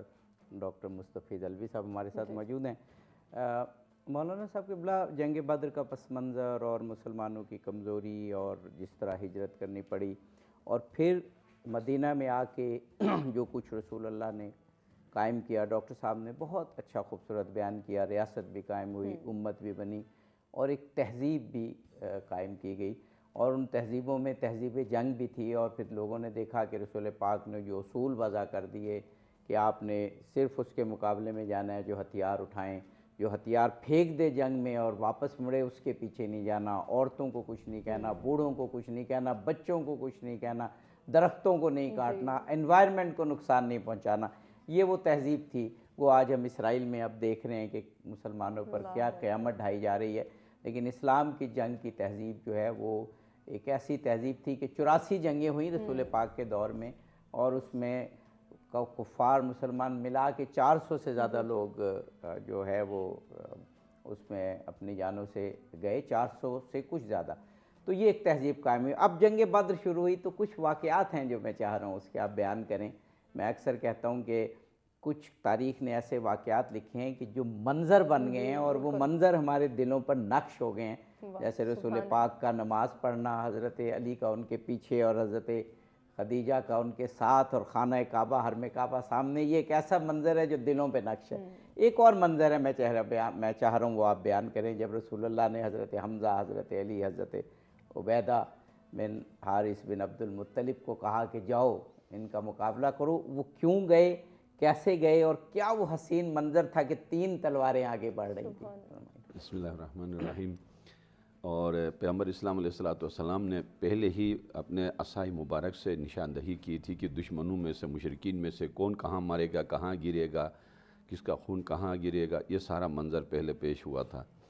اور ادھر یعنی کچھ اصحاب کرام وہ حالات دیکھ کر پس و پیش کی کیفیت میں تھے، تو حضرت مقداد اور کچھ اور اصحاب نے آگے بڑھ کر کہا یا رسول اللہ، ہم وہ حضرت موسیٰ والے یعنی لشکر نہیں ہے کہ موسیٰ سے مشکل کو دیکھ کر کہیں کہ انت قاتل انت و ربک انہا ہونا قائدون، کہ تم اور تمہارا خدا جا کے لڑیں، واپسی میں یہاں سے ہم ساتھ گھر جائیں گے، ہم وہ نہیں ہیں، ہم اتنا ماریں گے دشمنوں کو، اگر مارتے ہوئے سمندر کے کنارے بھی پہنچنا پڑے اور سمندر بھی کراس کرنا پڑے تو ہم حاضر ہیں۔ اور واقعاً یہ کر کے دکھایا کہ جب انسان میں، جب مجاہد میں یہ ثبات آتی ہے تو اللہ نصرت دیتا ہے، ہر کسی کو نصرت نہیں دیتا ہے۔ قرآن نے وعدہ کیا ان یکم منکم 20 صابرون یغلبوا 200، اگر تم یعنی 20 ثابت قدم رہو گے، حاضر ہو جاؤ گے تو 200 بے صبروں پر غلبہ کرو گے۔ تو پہلے یعنی تن بے تن یعنی حملہ شروع ہو گیا، حضرت حمزہ کو بھیجا یعنی ایک کی طرف مشرکین کے سرداروں میں سے، پھر یعنی وہ 3 نکلے نا اس طرف سے، تو انہوں نے چیلنج کیا کہ ہمارے ساتھ کے بھیجو۔ پہلے تو انصار نکلے تھے، پہلے انصار نکلے تھے کہ ہم یعنی وہ یعنی فارسی میں کشاورز کہتے ہیں، ہم کھیتی باڑوں والوں کے ساتھ نہیں لڑ سکتے ہیں، ہاں، چونکہ مکہ والوں کی زندگی یعنی معاشی ان کا جو رواج تھا وہ تجارتی تھی، اور مدینہ والوں کا کھیتی باڑی اور زمینداری وغیرہ، ہم زمینداری والوں کے ساتھ نہیں لڑنا ہے، ہمیں یعنی اپنے تھوڑا برتر سمجھتے تھے، اپنے آپ کو برتر سمجھتے تھے، آج ان بھی قبیلے کے انڈسٹریلسٹ تھوڑا برتر سمجھتے ہیں، آج بھی یہی ہے جی۔ تو پھر انہی کو بھیجا، تو یعنی پہلے تن بے تن یعنی جنگ شروع ہو گئی، اس کے بعد جب یعنی ہجومی جب جنگ شروع ہو گئی تو وہاں پھر لاشیں گرنا ان کا شروع ہو گیا۔ سب سے پہلے جب یعنی ابو جہل کے مرنے کی جب خبر یعنی واصل جہنم ہونے کی جب پھیل گئی تو وہاں پھر ان کی حوصلہ شکنی شروع ہو گئی، اور اس انداز سے لڑتے تھے کہ یعنی بعض نے اصحاب نے آ کے کہا یا رسول اللہ، ہماری وار سے پہلے ان کی لاشیں گر جاتی ہیں، یہ کیا ماجرا ہے؟ تو فرمایا کہ یہ نصرت الہی ہے، ان کے دل میں رعب بھی اللہ نے ڈال دیا ہے، اور فرشتے آئے ہیں، پہلے یعنی 3000 پھر 5000 پھر ان کے سروں پہ مار دیتے ہیں۔ تو فرشتوں کا آنا یہ ثبات قدم تھا، ایک نصرت الہی تھی، اور کہ اس کی وجہ سے دشمن مرعوب ہو گیا، اور تقریباً ان کے جو 70 واصل جہنم ہوئے تھے مشرکین مکہ میں سے، سارے مورخین نے بلا استثناء لکھا ہے کہ ان میں سے آدھا جو ہے مولا کائنات علی بن ابی طالب علیہ السلام نے 35 اکیلے نے مارا۔ اور کچھ ایسے اصحاب کرام تھے جن کی کوشش یہ تھی کہ یعنی ابو جہل کو سب سے پہلے مار دے، چونکہ مکی زندگی میں انتہائی یعنی غلیظ الفاظ میں پیغمبر اسلام علیہ السلام کے دل دکھانے والی باتیں جو کرتے تھے، جب وہ مارا گیا تو ادھر نعرے بلند ہو گئے مسلمانوں کے، یعنی فتح مندی کے نعرے، ادھر سے شکست اور ہار کے نعرے، اور پھر بارش نے بھی وہ منظر پیش کیا تھا کہ ادھر یعنی زمین سخت ہو گئی تھی مسلمانوں کی طرف، اور پانی بھی فراوان تھا، اور ادھر کیچڑ وغیرہ، یہ ظاہری مادی اسباب تھے۔ کچھ معنوی اسباب تھے جن کی وجہ سے یعنی عتبہ و شیبہ و ابو جہل وغیرہ سب ان کے سر یعنی سران لشکر جسے کہا جاتا ہے مارنے کے بعد یوں نظر آ رہی تھی فتح مندی، یعنی اللہ کی نصرت سامنے، یعنی صرف یہ نہیں کہ خبر دی گئی ہو بلکہ انہیں یوں نظر آ رہی تھی، تب حوصلہ ان کا بڑھنا شروع ہو گیا، اور پھر یعنی ظاہراً یعنی مال و متاع کے اوپر زیادہ ان کی نظر نہیں تھی، اللہ کا وعدہ تھا۔ اور جب ان کی لاشوں کو اکٹھا کیا پیغمبر اسلام نے، پھر گڑھے کے اندر جمع کر کے پھر ان سے اور کیا خوبصورت جملہ پوچھا کہ اللہ نے جو ہم سے وعدہ کیا تھا وہ ہمارے ساتھ پورا ہو گیا ہے، آیا تمہارے ساتھ جو وعدہ ہوا تھا وہ پورا ہو گیا ہے یا نہیں؟ حضرت عمر نے آ کے پوچھا یا رسول اللہ آپ مردوں سے بات کرتے ہیں؟ کہا نہیں یہ لوگ یعنی آپ لوگوں سے کم نہیں سنتے ہیں، یعنی اس وقت میری بات سنتے ہیں۔ تو ایک یہ خوبصورت منظر تھا۔ جی بے شک بے شک۔ ہاں ایک اور پہلو، ابھی ہمارے پاس وقت ہے، مختلف پہلوؤں پہ ہم علماء کرام سے پوچھتے جائیں گے، بہت سے پہلو ہیں جنگ بدر کے۔ جو آغا صاحب ابھی آپ وہ جو جنگ کے دوران جو کارہائے نمایاں سر انجام دیے آپ سے اور ڈاکٹر صاحب سے، وہ ابھی ہم مزید پوچھیں گے، کیونکہ ڈاکٹر صاحب یہ بڑی پر لطف داستان اس لیے ہے کہ وہ جو کمزور لوگ تھے مکہ میں، اور اب ان کو اللہ تعالیٰ کی طرف سے جب اجازت ملی، وہاں جنگ کی اجازت نہیں تھی مکہ میں، تو پھر جو انہوں نے سرفروشی کے، جاں بازی کی داستانیں رقم کی، ان پر تو ہم ذکر کریں گے اور جاری رہے گا۔ ایک آسپیکٹ وہ جو آغا صاحب نے اشارہ کیا اور میں نے اب سوال کی صورت میں آپ کی طرف میں تھرو کر رہا ہوں کہ فرشتوں کی مدد، یعنی غیبی مدد، ہمیں اس واقعے سے یہ پتہ چلتا ہے کہ اگر اللہ تعالیٰ کی طرف سے غیبی مدد آئے گی تو وہ اس کے مقدمات پہلے ہم نے فراہم کرنے، وہ کیا ہم اقدامات کریں جنگ بدر سے ہمیں جو پتہ چلے۔ میں اب پھر وہی دل خون کے آنسو روتا ہے فلسطین کی صورتحال دیکھ کے، اور دعا ہم کرتے ہیں کہ وہ بدر ایسے مقدمات ہم فراہم کر دیں تاکہ پھر اللہ مدد بھیجے۔ تو اس تناظر میں اس کو بتائیے گا۔ جی بالکل، یہ بھی ایک منظرنامہ اس طرح سے نقش ہے کہ وہ فضائے بدر جو ہے، جس کو شعراء نے بھی کہا کہ فضائے بدر اگر پیدا ہو جائے تو وہ فضائے بدر یعنی فرشتوں کی نصرت اللہ کی، دیکھیں اللہ کی نصرت کا تو وعدہ موجود ہے، اور وہ ہر صورت میں نبی آخر الزماں کے ساتھ آنا تھا، اس کو مکمل ہونا تھا،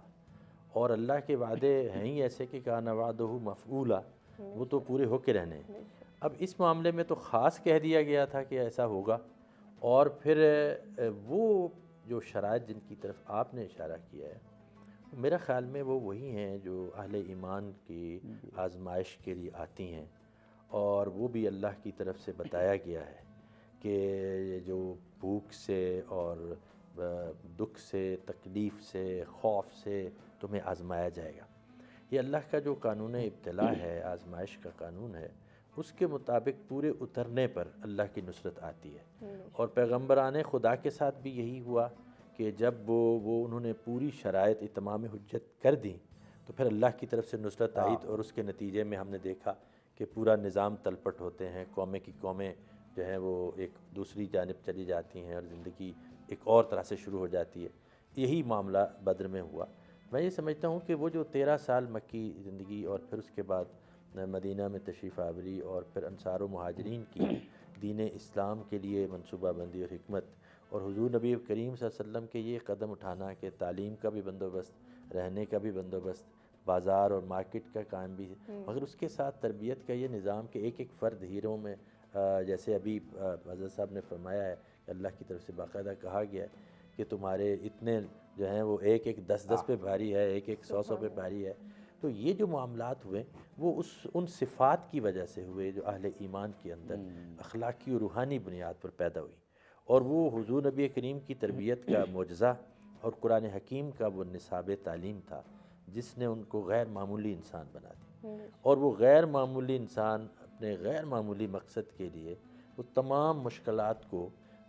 برداشت کرنے کے لیے تیار ہو چکے تھے۔ اور جب یہ کیفیت آ جائے کہ آپ سب کچھ لٹانے کو تیار ہو جائیں، اور پھر اللہ کی نصرت یقینی آتی ہے، کیونکہ اللہ تعالیٰ کو تو محبوب اور پسندیدہ اور مطلوب ہے ہی یہ کہ تم تیار تو ہو جاؤ اس بات پر کہ تم اپنے رب کے لیے سب کچھ لٹانے کو تیار ہو، اپنے دین کے لیے، اپنے نبی کے لیے۔ یہ کیفیت تھی جو امت مسلمہ کی اس وقت کی اس ابتدائی طبقہ کی تھی، جو طبقہ اولیٰ بھی تھا اور طبقہ اعلیٰ بھی تھا، کہ جو غیر معمولی انسان تھے، اور انہوں نے ایمان کے ان درجات اور آزمائشوں کے ان پہلوؤں کو نمایاں کر کے دکھا دیا تھا۔ اب وہ گھر چھوڑ چکے ہیں، عزیز و اقارب چھوڑ چکے ہیں، اپنے علاقے کو خیر بات کہہ چکے ہیں، اور ایک نئی جگہ پر آ گئے ہیں رب کائنات کے اس نظام کے لیے اور رسول کریم کے ساتھ جو قرآن کی طرف سے پکارا جا رہا تھا، اور اس پکار پر لبیک کہتے وہ آ گئے ہیں۔ اور وہ جب آ گئے ہیں تو پھر اللہ کے رسول کا وہ دعا جو ابھی آپ نے ذکر کیا، اب اس دعا کے بعد وہ جو کہا جاتا ہے نا کہ ہم نے سوکھی ہوئی شاخوں پہ لہو چھڑکا تھا، ہائے ہائے پھول اگر اب بھی نہ کھلتے تو قیامت کرتے۔ ہائے ہائے، واہ واہ، تو یہ اللہ کی طرف سے انعامات کا سلسلہ جو کہ پہلے ہی وعدہ تھا، دیکھنا یہ تھا کہ آپ کس طرح سے کرتے ہیں۔ اور اللہ کے پیارے رسول نے کہا کہ آج اگر یہ سب لوگ کچلے گئے، ختم ہو گئے، تو اے الہ العالمین تیرے نام کو ڈنکا بجانے والے لوگ تو اس وقت تو ملیہ میٹ ہو جائیں گے۔ تو اس بنیاد پر میں کہتا ہوں کہ اللہ کی نصرت آتی ہے جب اس نصرت کے تقاضے پورے کرنے کے لیے انسان تیار ہو۔ واہ سبحان اللہ۔ آغا صاحب، اس سے جو گفتگو سے ہمیں اندازہ ہوتا ہے کہ جاں فروشی، سب کچھ لٹا دینے کا عزم،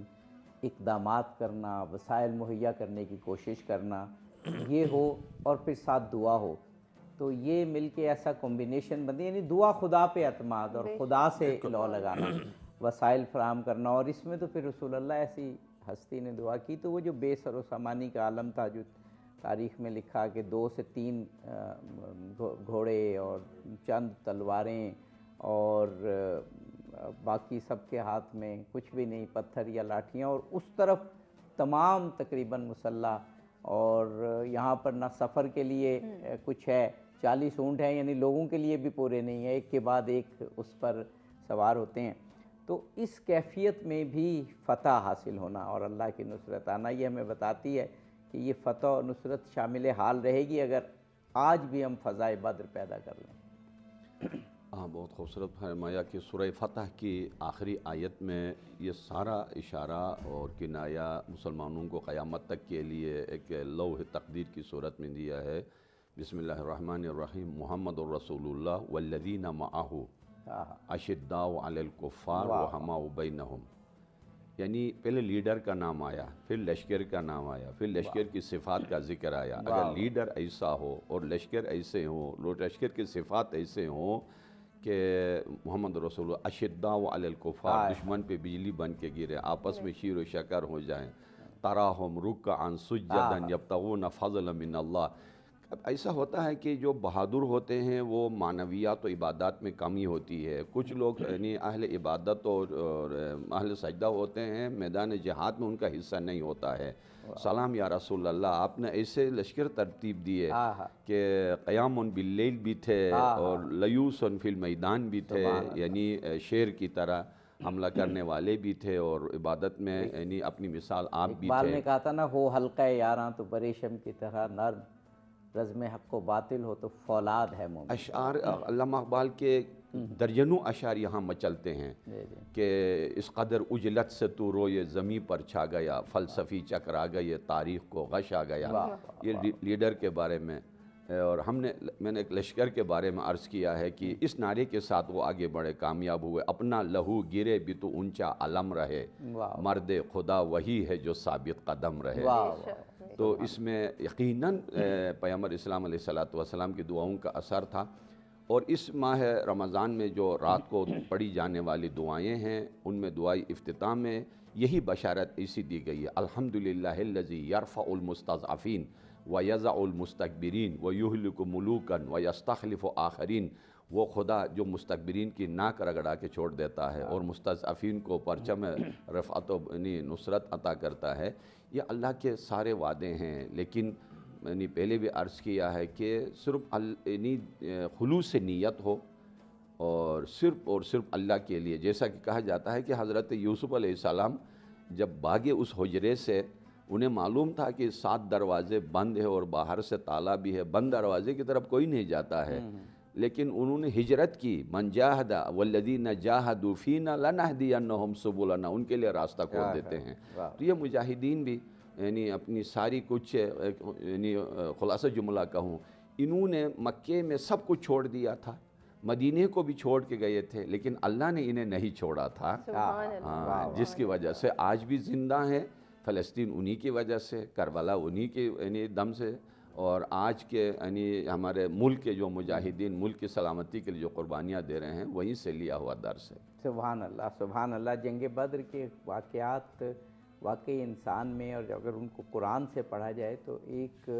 روح پھونک دیتے ہیں، اور اسلامی تعلیمات کا اگر میں سمجھتا ہوں ڈاکٹر صاحب اسلامی تعلیمات کا اگر نچوڑ دیکھنا ہو تو بدر کا پس منظر، پھر بدر کی طرف روانگی، اور پھر بدر میں جو کچھ ہوا اس میں تقریباً تمام چیزیں آ جاتی ہیں. یعنی اس میں آپ کو دعا بھی ملتی ہے، اس میں نصرت الہی بھی ملتی ہے، اس میں جو مسلمانوں کو ایک موٹیویشنل جو ایک پاور دی جا رہی ہے وہ بھی ملتی ہے، بے سر و سامانی میں کس طرح مقابلہ کرنا ہے وہ بھی ملتا ہے. اصل ہم جس انحطاط سے دوچار ہوتے ہیں، ہم کیا جانیں وہ لذت جو ایمان و یقین سے آتی ہے. اور ہمارے لیے یہ معاملات تھوڑے سے اس طرح سے ہوتے ہیں کہ بظاہر لگتا ہے یہ غیر معمولی ہوگا، لیکن تصور کیجئے کہ نبی آخر الزمان سامنے ہوں اور دین کی جو بشارتیں ہیں وہ سامنے موجود ہوں، تو اور حضور کی تربیت سے بھی مستفیض ہو چکے ہوں آپ، تو پھر آپ کو پکارا جائے تو پھر یقیناً ایسی ہستیاں وہ قابل دید و قابل داد ہوں گی کہ جو اس وقت ایسے کارنامے کریں گی. وہ جو لیڈر کی بنیاد جی آپ فرمائیے. بنیاد میں سمجھتا ہوں انسانی عمل کی جو ہوتی ہے وہ یقین و ایقان ہی ہوتی ہے. بالکل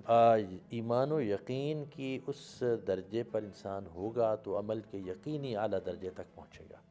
یہ عمل میں نقص واقع اس وقت ہوتا ہے جب ایمان کے درجات میں کمی اور کجی واقع ہو جاتی ہے. تو اب اس کیفیت میں ہمیں جو آپ نے فرمایا نا، تو وہ یہ پیغمبران خدا اور آپ کی تربیت یافتہ افراد جو ہیں یا آپ کی آل جو ہے، اس میں یہ آپ کو غیر معمولی صفات اس وجہ سے نظر آتی ہیں کہ وہ ایمان ان کی، میں تو کہتا ہوں ان کی جینیات کا حصہ بن چکا ہوتا ہے، اور ان کے جو مترشح ان کی شخصیت سے ہو رہا ہوتا ہے وہ اس ایمان کے پرتو ہوتے ہیں. کبھی ہم نے ایمان کے ثمرات پہ بحث کی ہی نہیں ہے کہ ایمان کے لازمی نتائج کیا نکلتے ہیں. ایمان اگر یقین و ایقان اعلیٰ درجے کا ہو، مکمل ہو، تو پھر انسان پہ صبر، پھر انسان پہ مصیبت اور مشکل میں کھڑے ہو جانا، برداشت، پھر انسان میں ایثار، پھر انسان میں توکل علی اللہ، پھر انسان میں اللہ کی طرف قربت کا شوق اور لقائے ربی پیدا ہوتا ہے. اور یہی بدر کے اہم لیسنز ہیں. جی، اس پر مزید بھی ہم گفتگو کریں گے. ابھی بریک کی جانب بڑھنا ہے، لیکن اس سے پہلے اپنے ناظرین کو بتائیں کہ لاہور اور اس کے مضافات میں افطار کا وقت ہوا چاہتا ہے. دوسرے علاقوں میں رہنے والے اپنے مقامی وقت کے مطابق روزہ افطار کریں.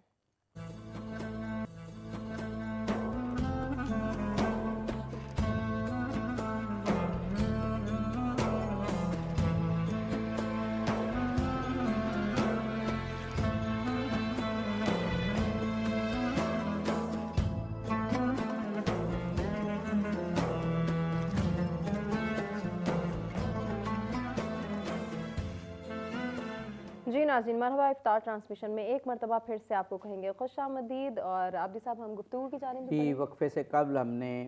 یوم تکریم شہداء جو سچ ٹی وی کی جانب سے یہ عزم کیا گیا ہے، یوم بدر کا ذکر بھی ہوگا. یوم بدر تو ہے ہی، اس کو یوم تکریم شہداء کے طور پر بھی منایا جائے. ڈاکٹر صاحب نے بھی اور پھر جناب مولانا مرزا حسین صابری صاحب نے بھی شہداء کے حوالے سے کیا ایمان افروز گفتگو فرمائی تھی. ڈاکٹر صاحب، آپ سے بھی یہی سوال کہ بدر نے جو جاں فروشی کا جذبہ اور جو جہاد کا جذبہ اور جو تن من دھن وار دینے کا جذبہ پیدا کیا تھا، وہ پھر اسلام میں ایک روح بن کے دوڑتا رہا. اور ابھی بھی شہداء کی ہمارے ملک میں خاص تکریم ہے. دیکھیے، اب جب بھی شہداء کا نام آتا ہے ہم سب کے سر جھک جاتے ہیں. ابھی ہماری سرحدوں پہ جو لوگ شہید ہو رہے ہیں تو ٹی وی پر جب وہ مناظر دکھاتے ہیں اور جب ان کی میت جاتی ہے تو جو اس وقت جذبات ہوتے ہیں اور جس قدر تکریم کی کیفیت ہوتی ہے، وہ میرا خیال ہے دنیا کے کسی اور کلچر میں نہیں ہے. تو یہ اس بدری کا تسلسل ہے جو جاری ہے. جی بالکل ایسا ہی ہے کہ ہر تہذیب میں، ہر مذہب میں مارٹرڈم کا، شہادت کا، شہید کا، یعنی وہ لوگ جو اپنے مقدسات کی حرمت پہ مٹتے ہیں ان کو شہید کا درجہ دیا جاتا ہے. لیکن دین اسلام کا جو شہید کا درجہ ہے، اس کا امتیازی وصف یہ ہے کہ اس میں دین پر ایسے طریقے سے زندہ رہنا کہ جو خود گواہ بن کے کھڑا ہو جائے انسان اس حق کا، اور پھر اپنے جان دینے اور اپنے سب کچھ لٹانا بھی دین کی گواہی میں، دین کے حق ہونے میں. یہ امتیازی وصف جو ہے مجھے کسی اور ٹیکسٹ میں، کسی اور متن میں، کسی اور مذہب میں نظر نہیں آیا کہ اگر آپ عملی طور پر گواہ بن کے کھڑے ہو گئے ہیں زندگی بھر اور آپ کی تا دم آخر یہی عمل رہا ہے تو آپ شہادت کے رتبے کو پہنچے ہیں. تو یہ رتبہ اس اعتبار سے دیگر تہذیبوں میں اس طرح سے نہیں ہے. ایک تو یہ امتیاز. دوسری بات یہ ہے کہ شہید ہوتا کون ہے؟ شہید وہ شخص ہے جو شعوری طور پر اپنی زندگی کو ایک مقصد کے تحت گزارے، پھر اس مقصد کے تحت اگر ضرورت پڑے تو اپنی جان آفریں کے حوالے کر دے. بہت یعنی ایک طرف شعور، ایک طرف جذبہ، واہ واہ دونوں جب مل کر کے ایک مقصد کے اور ایک ہدف کے حصول کے لیے کرتے ہیں تو وہ شہادت کا رتبہ بنتا ہے. اب یہ کہ یہ جیسے آپ نے فرمایا کہ ایک تسلسل جاری ہے، اور ہم نے یہ دیکھا کہ دین اسلام کا جو آغاز سے ہی یہ سلسلہ ہے اپنے جان کو جان آفریں کے حوالے کرنا، اور ساتھ یہ سمجھنا کہ حق تو یہ ہے کہ حق ادا نہ ہوا، اس کے بعد بھی یہ طلب رکھنا اللہ کے پیارے رسول صلی اللہ علیہ وسلم کے اپنے حدیث مبارکہ کی روشنی میں کہ شہید سوچتا رہے گا کہ اگر کاش میں پھر اس دنیا میں جاؤں، پھر اسی طرح اللہ کی راہ میں مارا جاؤں اور پھر واپس جاؤں، کیونکہ اس کا شعور بھی پختہ تھا. شعور بھی پختہ تھا اور جذبہ بھی ہر وقت وہ انرجی میں اور توانائی میں تھا. اب یہ کہ جب با مقصد زندگی گزارنا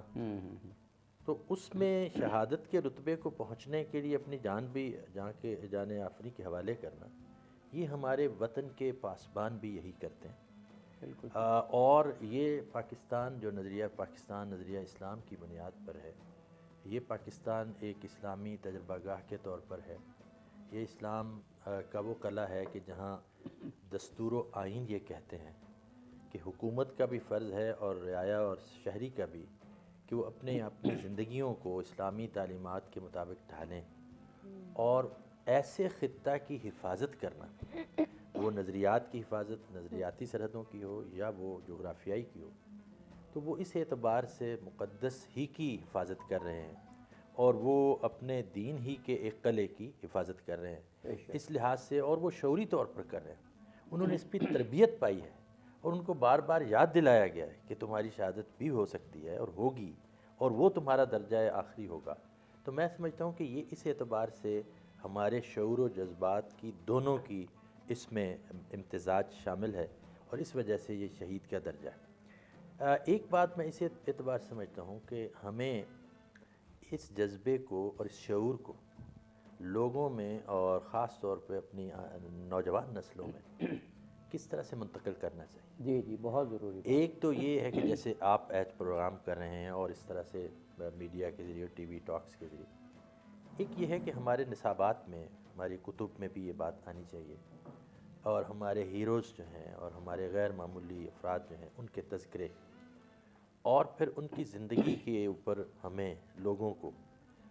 نوجوانوں کو بتانا چاہیے اور اس کو شامل کرنا چاہیے. اس کے اوپر آپ ڈاکومنٹریز بنائیں، اس کے اوپر آپ کلپس چھوٹے بنا کر ان کی نصابات میں شامل کر کے، اور تربیت ہم کریں کہ لوگوں کو جذبے اور شعور دونوں کی آمیزش اور امتزاج سے کس طرح سے ہم تیار کریں کہ وہ اپنی زندگی کو بامقصد بھی کریں اور ہر قربانی دینے کو تیار بھی ہو جائیں. کہ یہ امت مسلمہ، اس کی جب دعا مانگی گئی ہے تو اس میں حضرت ابراہیم علیہ السلام کے الفاظ میں قرآن نے جو نقل کیا تو امتم مسلمۃ لک، ایسی امت جو تیرے اوپر قربان ہونے والی ہے، اور ایسی امت جو تیرے لیے ہر وقت لقائے ربی کا شوق رکھنے والی ہے، اور ایسی امت جو تیرے پیغمبر آخر الزماں کے لیے ہر وقت محبت کے گلدستے لے کر کھڑی ہو. تو وہ امت کیسے بنے گی؟ ہمیں ان غیر معمولی افراد کی سیرتوں سے، ان کے واقعات سے مثالیں دے کر ہمیں لوگوں کو، نوجوان نسلوں کو یہ ورثہ منتقل کرنا ہوگا.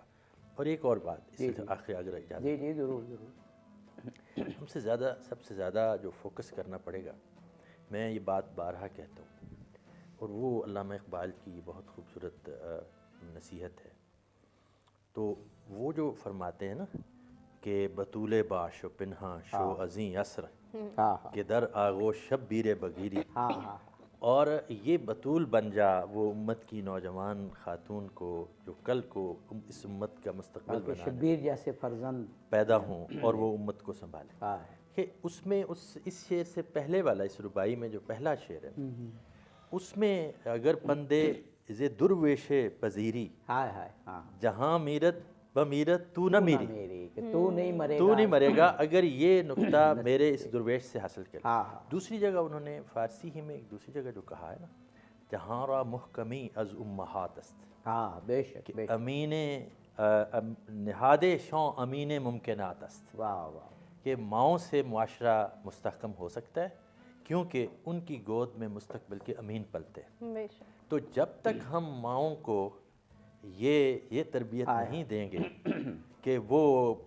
مریم و بطول بن سکیں تو پھر نہ مسیحا آئے گا نہ حسین آئے گا. مجھے وہ پھر خاتون یاد آ رہی ہیں جو بدر کا تو نہیں، احد کا واقعہ، کہ جب یہ خبر پھیلی کہ رسول اللہ شہید ہو گئے تو مدینے سے خواتین اور پھر جو نہیں جا سکے تھے وہ بھاگے احد کی طرف. تو ایک خاتون آ رہی تھیں اور ان کے ساتھ 2 اونٹ بھی تھے. اب اس خاتون کا آپ دیکھیے جو بھی کہا نا کہ کیا جذبہ پیدا کرنا ہے، کہ ان سے پوچھا کہ خیریت ہے؟ تو انہوں نے کہا بالکل خیریت ہے، رسول اللہ باقاعدہ حیات ہیں الحمدللہ، بالکل خیریت ہے. یہ وہ کب کہہ رہی تھی جب اس کے ایک طرف اس کے بیٹے کی لاش تھی اور دوسری طرف اس کے شوہر کی لاش. اور یہ خبر بار بار مل رہی تھی، تمہارا بیٹا شہید ہو گیا، تمہارا بھائی شہید ہو گیا. تو وہ حضور کیسے ہیں؟ جی ان کے لاشوں پہ ہاتھ رکھ کے وہ کہہ رہی تھی کہ بالکل خیریت ہے. تو یہ جذبہ ہے. آغا صاحب جو بھی فرمایا ڈاکٹر صاحب نے بہت ہی خوبصورت، کہ شہید تب و تاب جاویدانہ زندگی کا حامل ہے، لیکن اس لیے کہ اس کا شعور بھی بہت پختہ ہے، اور جتنا شعور پختہ ہوتا ہے اتنی ہی پھر قربانی اور اتنا ہی عمل مزید پختہ ہوتا چلا جا رہا ہے. ایک نقطہ جو ڈاکٹر صاحب نے بیان کیا، میں نے سوال کی صورت میں وہ کرنا بھی تھا لیکن ڈاکٹر صاحب نے بہت اچھا، کہ قومیں وہی زندہ رہتی ہیں جو اپنی تاریخ کو یاد رکھتی ہیں اور محسنوں کو یاد رکھتی ہیں. اب مجھے اس سے بدر کا ایک واقعہ یاد آ رہا ہے کہ جب یہ 3 شخصیات نکلیں، حضرت حمزہ، حضرت علی اور عبیدہ بن حارث بن عبد المطلب، تو عبیدہ زخمی ہو گئے اور حضرت علی اور حضرت حمزہ نے تو اپنے حریفوں کو فوراً ہی پچھاڑ دیا چشم زدن میں، اور ان کی ایج کیونکہ زیادہ تھی کافی، تو یہ بھی زخمی ہوئے. لیکن پھر حضرت علی نے آ کر ان کے مد مقابل بھی اس کو بھی واصل جہنم کیا. جب عبیدہ کو حضور کے سامنے لایا گیا تو 2 باتیں انہوں نے کی. ایک تو اس پہ تعصب کیا کہ میں شہید نہیں ہو سکا، تو اس پہ پھر خوشخبری انہیں سنائی گئی کیونکہ وہ زخم اتنا گہرا تھا کہ وہ جانبر نہ ہو سکے، شہید ہوئے. دوسرا انہوں نے ایک بات کہی کہ کاش آج ابو طالب زندہ ہوتے. یہ رسول اللہ کے سامنے وہ کر رہے ہیں جنگ بدر میں، تو دیکھتے کہ جو انہوں نے عزم ظاہر کیا تھا اپنے اشعار میں نا، کہ ہمارے سارے جوان کٹ مریں گے لیکن ہم محمد کو تمہارے حوالے نہیں کریں گے. تو انہوں نے کہا کاش آج ابو طالب زندہ ہوتے تو ہماری قربانی دیکھتے کہ ہم نے ان کے الفاظ کو امر کر دیا. سبحان اللہ. بسم اللہ الرحمن الرحیم. واقعاً جو کچھ بھی مدنی زندگی میں پیغمبر اسلام علیہ السلام کے ساتھ پیش آیا ہے اور اصحاب کرام نے جو جان فشانی کی، جو قربانیاں دیں، ان کے لیے ماڈل وہی مکی زندگی کے وہ مجاہدین تھے، حضرت ابو طالب، حضرت ختیجہ اور عمار یاسر اور اس قسم کے السابقون الاولون میں جو انہوں نے شہادتیں بھی پیش کی. ان کو دیکھ کر ان باقی مجاہدین میں وہ جذبہ، وہ حوصلہ اور احسار و قربانی، وہ ساری چیزیں یاد آئی. کہ بعض یعنی شعراء کے اوپر اشعار لکھنے والے، ترانے لکھنے والوں نے بھی یہی کہا ہے کہ شہداء آج تم نہیں ہو لیکن تمہارے خون سے یہ چمن آج بھی سرسبز و شاداب ہے. یہ پیغام دیا. واقعاً اگر اس طرح یعنی حضرت ابو طالب ادھر موجود ہوتے تو 13 سال جو زحمتیں انہوں نے اٹھائی تھی حفظ رسالت کے لیے، حفظ نبوت کے لیے، تحفظ کے لیے، یقیناً مقام شکر تھا. اور اسی لیے یعنی محسن اسلام کے نام سے انہیں یاد کیا جاتا ہے. جو سوال ڈاکٹر صاحب سے ہوا تھا کہ جوانوں کو کیسے تیار کریں، اس پر عرض کرنا چاہوں گا کہ اگر ہم خود بھی باقی انسانوں کو بھی، جوانوں کو بھی فلسفہ یہ بقا سمجھائیں باقی رہنا انسان کی پسندیدہ چیز ہے، اسی لیے طول عمر کے لیے دعا کرتا ہے نا، کہ اللہ آپ کو طول عمر دے، ایک دوسرے کے لیے بھی دعائیں کرتے ہیں کہ طول عمر۔ اگر انسان کو یہ پتہ چلے کہ یہاں اگر 1000 سال بھی ہو تو اس ابدی زندگی کے مقابلے میں یہ زندگی بلبلے آپ کے برابر بھی نہیں ہے۔ واہ واہ، اصل زندگی وہ ہے کہ بشر کو حق نے بنایا ہے بندگی کے لیے، کتاب خالق یکتا ہے روشنی کے لیے، چراغ عقل سوارا ہے آگہی کے لیے، فراز دار پہ مرنا ہے زندگی کے لیے۔ واہ، ہاں، وہ حیات ابدی ہے۔ اگر ہم اپنے جوانوں کو، پوری یعنی اسلامی طبقے کو یہ بتائیں کہ حیات حقیقی وہ ہے کہ یہ جو ہم ظاہراً دیکھ رہے ہیں کہ دنیا سمجھ رہی ہے کہ میت کفن میں ہے، آغاز زندگی ہے نئے پیرہن میں ہے، واہ واہ واہ، ہاں یہ سمجھ میں آ جائے، اور مقام قربتاً الی اللہ وہی ہے۔ اگر کوئی چاہتا ہے کہ اللہ کے قریب ہو جائے تو میں صبح نماز پڑھ رہا ہوں تو قربتاً الی اللہ، روزہ رکھ رہا ہوں قربتاً الی اللہ، یہ معمولی چیزیں ہیں۔ قریب اللہ کا اس وقت ہوا جاتا ہے جب اپنی حیات کی محبت، اولاد کی محبت کو پیچھے ہٹا دے۔ بہت قیمتی جملہ، یعنی آخری جملہ ہمیں کر رہا ایک ہوں۔ بریک لینا ہے، یہ بات گفتگو آپ کی جاری رکھیں گے۔ جی ناظرین، بریک کے بعد حاضر ہوتے ہیں، کنٹینیو کرتے ہیں۔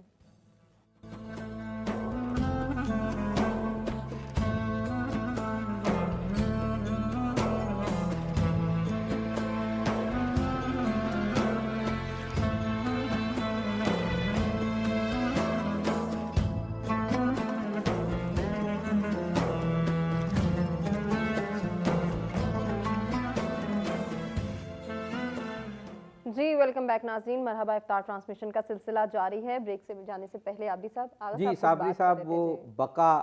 کے منازل بتا رہے تھے کہ اگر ہم نوجوانوں کو، خود ہم بھی یہ باور کر لیں کہ اصل زندگی باقی ہے،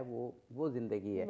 تو یہ بہت سارے مسائل جو ہمیں جذبے کے حوالے سے پیش آتے ہیں، ایون میں تو کہوں جو آپس میں ہم تنازعات میں پڑ جاتے ہیں اس چند روزہ زندگی کی خاطر، وہ سب ختم ہو جائیں۔ وہ آپ بات مکمل کر لیجئے گا تاکہ ہم نعت کی جانب جائیں۔ یہی عرض کر رہا تھا کہ جتنے بھی قرآن مجید میں نیکیوں کا تذکرہ اللہ تعالیٰ نے کیا ہے، ایک شرط اکثر آیات میں لگایا، ان کنتم تؤمنون باللہ وبالیوم الآخر، یہ کام کرو اگر اللہ پہ اور قیامت پہ ایمان ہے، اللہ پہ اور قیامت پہ، اللہ پہ اس لیے کہ اللہ کی طرف سے حکم آیا ہے، قیامت کا اس لیے کہ ادھر آپ کو اس کا بدلہ ملنا ہے۔ تو یہ جب اس کے اندر یہ روح پھونکی جاتی ہے کہ روح بقا، روح ابدی ہمیشہ کے لیے ہے، تو پھر وہ تیار ہو جاتا ہے۔ خون ایک ہے، پیکر دو ہیں، اس مسلمان کا پیکر اس کے لیے بھی خون چاہیے، اسلام کا پیکر اس کے لیے بھی خون چاہیے۔ جب وہ ترجیح دیتا ہے کہ میرا خون چلا جائے، اسلام کے پیکر میں آئے، تو رب ذوالجلال نے دیکھا یہ فقیر ہو کر سب کچھ لٹا دیتا ہے، تو میں غنی ہو کر اس کو حیات ابدی کیسے عطا کروں؟ سبحان اللہ، سبحان اللہ۔ اسی خوبصورت بات کے ساتھ شعور کی پختگی کی جو بات کی، تو میں کہتا ہوں کہ جس کا شعور جتنا پختہ ہے وہ رسول کی بارگاہ میں اتنا مؤدب ہوتا چلا جاتا ہے۔ تو اگر ہم نعت کا کہیں۔ بالکل احمد صاحب، آپ بسم اللہ کیجیے۔ مجھ خطا کار سام انسان مدینے میں رہے،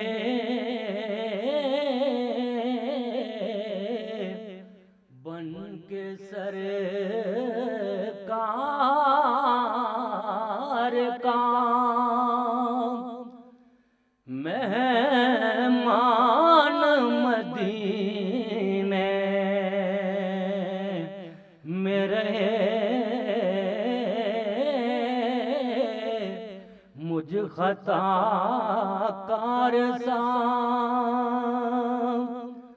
انسان مدینے میں رہے،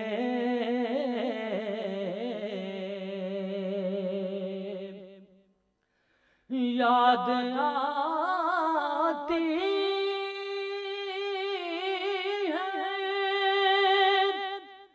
مجھے اہل مدینہ کہ یہ بعد زندہ رہنا ہو تو انسان مدینے میں رہے، زندہ رہنا ہو تو انسان مدینے میں رہے، بن کے سرکار کا مہمان مدینے میں رہے، دور رہ کر بھی اٹھاتا ہوں حضوری کے مزے، دور رہ کر بھی اٹھاتا ہوں حضوری کے مزے، میں یہاں اور میری جان مدینے میں رہے، میں یہاں اور میری جان مدینے میں رہے، مجھ خطا کار سام انسان مدینے میں رہے۔ جزاک اللہ، خوبصورت نعت اعظم چشتی صاحب کا، یہ کیا اعظم چشتی صاحب کا نام ہم اکثر لیتے ہیں، مرحوم مغفور کا، پاکستان میں نعت خوانی اور حمد خوانی، منقبت خوانی کی روایت کو بہت مضبوط کرنے والی شخصیت تھے، اور بہت سی روایت ان سے چلی۔ خوبصورت کلام آپ نے ان کا پیش کیا۔ ڈاکٹر صاحب، اسلام میں بہت سے واقعات ہوئے تاریخ میں، انفرادی طور پر بھی قربانیاں دی گئیں، اجتماعی واقعات بھی بہت ہوئے، قربانیوں کے، شعور پختہ کرنے کے، تبلیغ کے، اشاعت اسلام کے، لیکن قرآن پاک میں جنگ بدر یا غزوہ بدر کو، جس جنگ میں حضور شرکت کریں اسے غزوہ کہا جاتا ہے، تو غزوہ بدر کو یوم فرقان کہا گیا، اور جو میرے علم میں نہیں ہے کہ کسی اور دن کو یا کسی اور موقع یا واقعے کو بھی کہا گیا ہو، تو کوئی خاص شان تو جنگ بدر میں، غزوہ بدر میں ہے، کیونکہ اسلام تو وہ کہتے ہیں نا کہ حق آ گیا اور باطل مٹ گیا، اور باطل نے تو مٹنا ہی ہے، حق کے غلبے کے لیے آیا ہے، لوگوں کو حق دل میں جاگزی کرنے کے لیے آیا ہے۔ تو یوم فرقان بڑی ایک اہم بات ہوگی کہ جو حق اور باطل کو جدا کرنے والا، کھول کر رکھ دینے والا دن، تو وہ کیا فیکٹرز تھے کہ جو قرآن نے اسے یوم فرقان گردانا؟ جب زمانی اعتبار سے دیکھتے ہیں نا بدر کے واقعے کو، تو دیکھیے کہ نزول قرآن 610 عیسوی میں شروع ہوتا ہے، اور حضور نبی پاک کے اعلان نبوت، اس کے بعد آپ 12 سال مکہ مکرمہ، 13 سال، اور اس کے بعد آپ ہجرت فرماتے ہیں۔ تو یہ آپ کے جو نزول قرآن کا 23 سال کا عرصہ ہے، اس کے آپ پہلے حصے کو دیکھیں مکی صورتیں، تو مکی صورتوں میں ایک پورا نظریہ حیات و ممات کا تصور جو ہے وہ مکی زندگی میں ہے، بالکل، خاص طور پر عقائد ثلاثہ پہ بحث ہے، پورے انسانوں کو مخاطب کیا گیا، یا ایھا الناس، عقائد ثلاثہ یعنی توحید، رسالت اور آخرت، اور یہی بنیادی عقائد ہیں۔ اب اس پہ ایک جو شخصیت بنتی ہے اس نظریہ حیات پر، جس کو میں شعوری دین کی بات کر رہا تھا، جی، تو اس کا مظہر جو ہے وہ بدرجہ اتم یہاں نظر آتا ہے بدر کے موقع پر. اور فرقان وہ اس لیے ہے کہ پوری طاقت سے مسلح قریش مکہ کے یہ سرداران اپنے لاؤ لشکر کے ساتھ اور تقریباً تمام سردار تمام اس میں تھے، اور وہ آ کر کے سفارا ہوتے ہیں، اور وہ پہلے آپ صلی اللہ علیہ وسلم کے لیے اور آپ کے پیروکاروں کے لیے، آپ کے چاہنے والوں کے لیے اور ایمان قبول کرنے والوں کے لیے کس طرح وہ مصیبتوں کے پہاڑ کھڑے کرتے ہیں. اور ایک وقت وہ آتا ہے کہ جب اب وہ آخری اپنی طرف سے ایک کر چکے ہوتے ہیں کہ حضور نبی کریم صلی اللہ علیہ وسلم مکہ مکرمہ سے تشریف لے آتے ہیں اور مدینہ منورہ میں آ جاتے ہیں. تو اب یہ وہاں پہ حد فاصل ہے. ایک طرف مقابلہ ہے، یعنی دو چیز، دولت اور ثروت اور لاؤ لشکر اور مفادات اور تجارت کا مال اور سرداری اور عصبیتیں اور انا پرستیاں یہ ہیں، اور تعصبات، تکبر. اور دوسری طرف جو ہے، یعنی آپ کہہ رہے ہیں جو کفر کی علامات جی ہیں. ہاں. اچھا، اس سے خوف بھی آتا ہے، یعنی اگر ہم مسلمان ہو کے تکبر کریں تو وہ تو ہم پھر کسی اور کے ریپرزینٹیٹیو. جی ہاں، تو بہت خوبصورت بیان دوسری کیا. طرف عاجزی ہے، انکساری ہے، ہائے ہائے، رب کائنات سے محبت اور عشق انتہا پر دعا ہے، ہے، دعائیں امید ہیں، ہے، اسی سے امید ہے، اسی کی یقین خوشخبریوں ہے. پر واہ یقین واہ کامل ہے. واہ واہ، بہت آپ اور دولت دنیا اور سامان دنیا کو ہائے کچھ کوئی حیثیت ڈاکٹر حاصل صاحب نہیں ہے. بہت ہی خوبصورت انداز میں آپ نے فرقان کو واضح تو کر دیا. یہ فرقان اس لیے ہے کہ فرق واضح مٹ گیا کہ جب آپ ایمان اپنے رب پر لاتے ہیں اور توکل اللہ کرتے ہیں، فَإِذَا عَزَمْتَ فَتَوَكَّلْ عَلَى اللَّهِ، تو پھر آپ کسی بھی دنیا کی طاقت، کسی بھی دنیا کی جو ایسی چیزیں ہیں جو انسان کو اپنا اسیر کر لیتی ہیں، ان کو آپ ان کی اس میں غلامی میں نہیں آتے، اور آپ اپنے رب کعبہ کی حرمت کے لیے اور اس کے دیے ہوئے دین اور پیغام اسلام کے لیے آپ کھڑے ہو جاتے ہیں. اور جو ابھی بات ہو رہی تھی ہماری کہ ہمارا ایک المیہ ہمارے ساتھ یہ بھی ہے کہ ہم نے قرآنی آیات کے اس حصے کو تو بہت پڑھا ہے جس میں دنیا کو کم مایہ ثابت شمار کیا گیا ہے آخرت کے مقابلے میں، لیکن یہ نہیں سمجھا کہ وہ آخرت، وہ ابدی زندگی، وہ بقا کی زندگی، خیرم و ابقا کے جو دو قرآن کے الفاظ تھے ان کا تصور ذہن میں نہیں لائے. اس لیے وہ شاید ہمارے ذہن میں وہ کبھی معیار کھڑا نہیں ہو سکتا جو قرآن نے سامنے رکھا ہے کہ ان لوگوں کا تھا کہ جنہوں نے دکھا دیا کہ یہ دنیا ہے، وہ آخرت ہے، یہ خیر و باقی رہنے والی ہے، اور یہ دنیا مٹنے والی اور ختم ہونے والی ہے. جناب مولانا مرزا حسین صابری صاحب، بہت خوبصورت جواب دیا اور ہمارے دل کو لگا کہ یوم فرقان کیوں ہے. تو دیکھ لیں کہ کافروں کی طرف جو جو جذبات ہیں وہ باطل ہیں، اور جو مسلمانوں کی طرف جذبات اور عمل ہیں وہ حق ہے. اب ہم اپنے اعمال کو، اپنے شعور کو اس پیمانے پہ ناپ لیں کہ اس طرف تکبر تھا، اس طرف گھمنڈ تھا، اس طرف دولت کا نشہ تھا، اقتدار کی دھن تھی، مخالف کو مسمار تباہ و برباد کرنے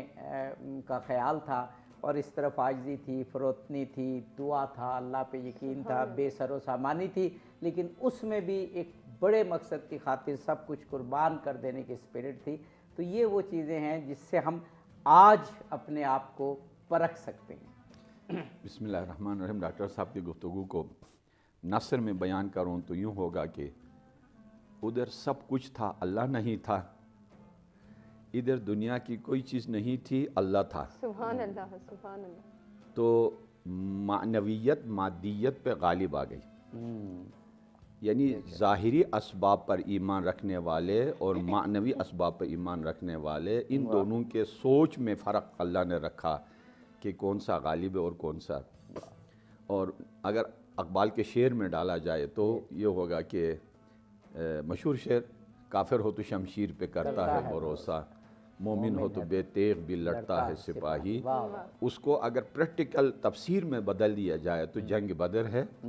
اور اگر نظم کی صورت میں مصرے بنائے جائیں تو یہی ہے. اس کی وجہ یہ ہے کہ دشمن دو ہیں، ایک اندر کا، ایک باہر کا. باہر والے دشمن پر وہی غالب آتا ہے جس نے اندر والے دشمن کو مارا ہو. کیونکہ باہر والے کے ساتھ مقابلہ بدر میں زیادہ سے زیادہ ایک دن میں جنگ ہوئی، اندر والا ایک لمحے کے لیے بھی پیچھے نہیں ہٹتا ہے، بہت طاقتور ہے، قسمیں کھا کھا کے اس نے مقابلہ کرنے کا اللہ سے وعدہ کیا بریک کا کہا جا رہا ہے، پھر آپ ہی سے، لیکن ہم اپنا وعدہ پورا کرتے ہیں، بریک کے بعد آپ ہی کی طرف آتے ہیں اور بات مکمل کرتے ہیں۔ جی ناظرین، بریک کے بعد حاضر ہوتے ہیں، کنٹینیو کرتے ہیں۔